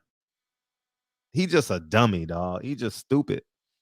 You know what I mean? But that's what it was. That's why he was. He was a baby boy. Yeah. He was an immature ass grown man. Good point. Like, that was it. That was John Singleton. You know what I mean? So that was, I like all of the LA shit. You know what I'm saying? Like them riding the low rider bikes and you know what I'm saying, being on Crenshaw at the liquor bank. You know what I'm saying? Being in the right at the in the jungles. In the park. You know, all of that shit. So I love all of that. Philip Bates said he used to fuck with his stepson like that. Damn. Yeah, you cold, man. You cold. Watch out, man. That dude gonna be 23, 24 one day and gonna take your fade, man. Leave that little boy alone. By the way, I just saw a movie called Malcolm on BET Plus. It's a 15-minute interview with Malcolm X in 2019. I saw that. It's and the funny thing is, I'll tell you what I've been working. I'm not going to disclose, but I've been working on something similar to that. But I'm not going to say what it is. But hopefully, I just need to act. I just need the actor. Give us a half of a gym and then leave the. I need the actors. No, I'm telling you, for me personally, I don't have the actors yet, so I need the actors. So, but I'm working on something. Gotcha. It's gonna be on the channel. I'm not selling it. It's gonna be on the channel. I want to own all my content. Gotcha. All right, man. Yeah, that was a good one, man. Shit, I know we're running over right now, but I can't wait to get Truck back on, man. Looking forward to his success, not just in boxing, but in life. You know, he's like a solid young brother, man. I really do. I really want him to win. You know, I want Tank to win. I want Devin Haney to win. Gary Russell, Shakur Stevenson, whoever else I left out. I love you too. And There's a guy out of Philly, man. Don't forget this dude, man. Sometimes these dudes come from a loss, and everybody jump off the bandwagon. That's right. J-Rock, my nigga. J-Rock, my nigga. J-Rock can fight. J-Rock can fight his ass off. I think he's gonna be a better 160 than 154. Yeah. I like J-Rock. He made some great business Somebody we moves. were talking in the chat about Tony Harrison too earlier. I think Tony Harrison. Maybe that was on a different show. I think it was here. But anyway, Tony Harrison. I think he got skills, man. I think he's a good fighter. I think when he was doing his niggonometry though, in the build up to this fight, it was just a bit much. You know what I'm saying? He was a little over the top with trying to sell the fight and trying to match Jermel's energy. Like, man, be who you are. You know what I'm saying? Like, you a good fighter and you a good dude. You know what I'm saying? Like, you got a good heart. You don't got to go out there and do all of the extras and scream and curse and just like, man, listen, we like a funny press conference here and there, but like save the monkey business for Adrian Broner. You know, it ain't for everybody. And that kind of rubbed me the wrong way when a person's not being themselves. You know what I'm saying? Like, Tiger Woods is an asshole, but that's his real personality. You know what I'm saying? Kobe was like a brash and cocky, but that's his real character. He ain't trying to be somebody else. You know what I'm saying? Like Nip, that look on his face, and Nip slapping the shit out the security guard at the awards, like that's real him. He ain't trying to be hard. This is a real character, and they just happen to be a famous person with a camera on them. You know what I'm saying? So when dudes start coming out of their character, it rubs me the wrong way, and I'm like, take a couple of points away from him. I like Harrison. I think he a solid dude, and I think he a hell of a boxer. We gotta get him in the barbershop. I called him after. Oh, we actually donated. Oh, a few of you guys donated too, but I actually donated to his nonprofit, as many of y'all did too. And I want to give Tony Harrison an award this year. Like, I want to give him something. I want to give him. Yeah. He deserves it, man. He's just gonna passed away, and a day or two later, he out there doing charity work. And I couldn't believe that. I couldn't believe that, dog. Like, that Saturday, he was literally in the community passing out food and shit. I said, damn. So I want to give on behalf of all of us. We're gonna do an award show and all that. Yeah, Devin working with the homeless, Deontay Wilder with the charities and the fire departments, and you know what I'm saying? EJ with the youth, the Charlos with the tennis shoes and the gloves for all of these dudes. Like, we see our people, man. We see what they do, and they do good work in the community, and we got to recognize that. And that's for damn sure. And that's, sometimes the cameras ain't on them, and guess what? They're being a silent hero. Boom. You know? Great segue. Yeah. Anyway, who we got tomorrow, Virgil? What's tomorrow? Tuesday? Tomorrow's Tuesday. It's just us. We campaigning and champagning tomorrow. Yeah, we're gonna have some fun tomorrow. Yeah, we're gonna have some fun tomorrow. And then Wednesday we got Jasmine coming in, the politician, Crockett coming in. That's gonna be a good show. A lot of information. She's a politician in Dallas. She's an assemblywoman in Dallas, so that'll be pretty cool. I like it. Hey, they still talking about Omar Good's character. Talking about, nigga said he leave the house just to act like he been productive during the day. Man, I'm around the house all day sneaking around my girl and her mama. Man, yeah, baby boy is some funny shit. You ain't lying about that. I used to play poker with him all the time. Omar Good. Yeah. I played poker with so many people. Don Cheadle, Manny Pacquiao. Who? Manny Pacquiao. Who is that? Yeah, exactly. Yeah, him. That guy. Bumpy Thompson, what up? J.A., California. Philip H. in the building. H Money, what up? Mir, Gregory Roberts, J.A. Dixon. Drink More Water stayed up late with us. We had a boxer in here, so he had to come through. He don't want to hear about relationship stuff and politics, but when it's boxing, you can count Drink More Water in. Absolutely. King Israel said right on 100. Who else we got in the building with us? Let's see. Keith Thurman. My brother G Brown. G Brown, what up, family? Oh, and by the way, Brian Custer did an interview with the Charlo brothers. Pretty good. Oh, shit. Yeah. Go check that out. Pretty good. Yeah. Go over there and when you leave a comment, put hashtag barbershop. Facts. Let them know we over here barbershop. That's love. That's Jesus. Yeah. Wherever y'all put. Yeah, that's dope. Yeah, we should do that. Yeah. Hey. Keith Thurman. I wasn't at the same table with him, but he went to Hollywood Park. He was playing at Hollywood Park. When he had that cast on his hand, he was playing poker. He went all out and put the fake cast on and everything, huh? yeah, man. Run time, man. Run time. Man. Yeah. It was after the Pacquiao fight, and then I think so. I can't remember, but I remember I wasn't at the same table as him, but he was playing poker. Yeah. Hustler Slam, Andrew Charles, D-Man Jr., 88 Sports Talk. Andrew Charles, I know People Hernandez in the cut. He said he in the Bronx too. Hotep, that's Shalom. What People Hernandez, yeah, he said BX. Drew Titan. Drew. Who else we got there? SS Caesar. I know I seen the Queen Patty Dean hiding out in here somewhere. Who else we got? I think that's about it. Everybody else been gone for a little while. Rob G Film.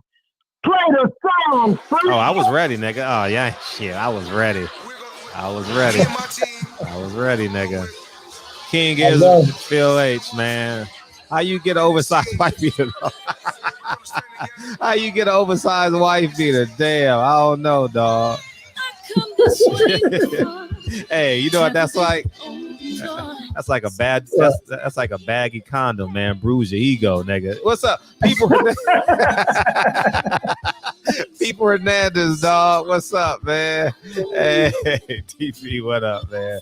We got Box fans. What up, Box fans in the building? Box fans in the building. Appreciate you. He always reposting the show and shit. Appreciate you, dog. Oh, yeah. That's love. Yeah, man. Hey, that's what we got to start doing. We got to take the 10 o'clock. When the 10 o'clock hour hit, we just got to start sharing the show. You know what I mean? If we can get 20% of y'all to share the show every night, that'll be dope. You know what I mean? On your stories, maybe once a week, share it on your stories. But in the meantime, we can sing this shit together. Life's a play with no rehearsal. Learn quickly, they'll come for your role. Games get played, can't take it personal. Because the devil never lies. I'm telling you the truth. Hey. It's only what you do. Hey. Some things you gotta do. Nah, you off. Yeah, niggas condoms be sagging and shit. You know what I mean? Niggas condoms be crip walking and shit, niggas. Nigga.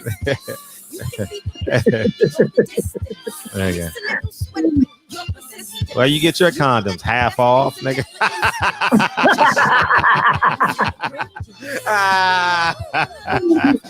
Oh man, that's too funny, man. We can't be talking about that with Patty Dean in the chat. You know what I mean? We apologize, Patty. Oh man, that's funny, man. Niggas out here with. Hey, what's up, Rob? This my personal statement. Run the game like I'm ASIC. Learn to develop patience, determined to be the greatest. Yeah, bobbing and weaving, they changing up like the seasons, indigenous to the grind. So I do it for all my people. Nigga getting Dollar Tree condoms, man. Damn, man. Every girl he fuck end up pregnant and shit. You know what I mean? hey, niggas that got 9 kids, you know why and shit. You know what I mean? The kids and shit. I had on a condom. Oh man. Oh, go raw but wear your mask. Niggas go raw. Niggas go raw and use their mask. That's funny. Last time, y'all. Can't take it personal. Cause the devil never lies. I'm telling you the truth. It's only what you do. Some things you gotta do.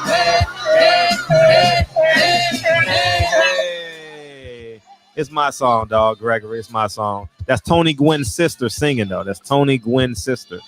You know what I mean? The hit king from the San Diego Padres. And you know what I was thinking about? What's that? What's that? Doing a transcript with the lyrics either at the beginning or the end of the show. I got to get them. That way everybody get a chance to like learn the lyrics. We know them, but you know, especially like when that's a good idea. When the guests are coming, like karaoke style. That's fact. Somebody write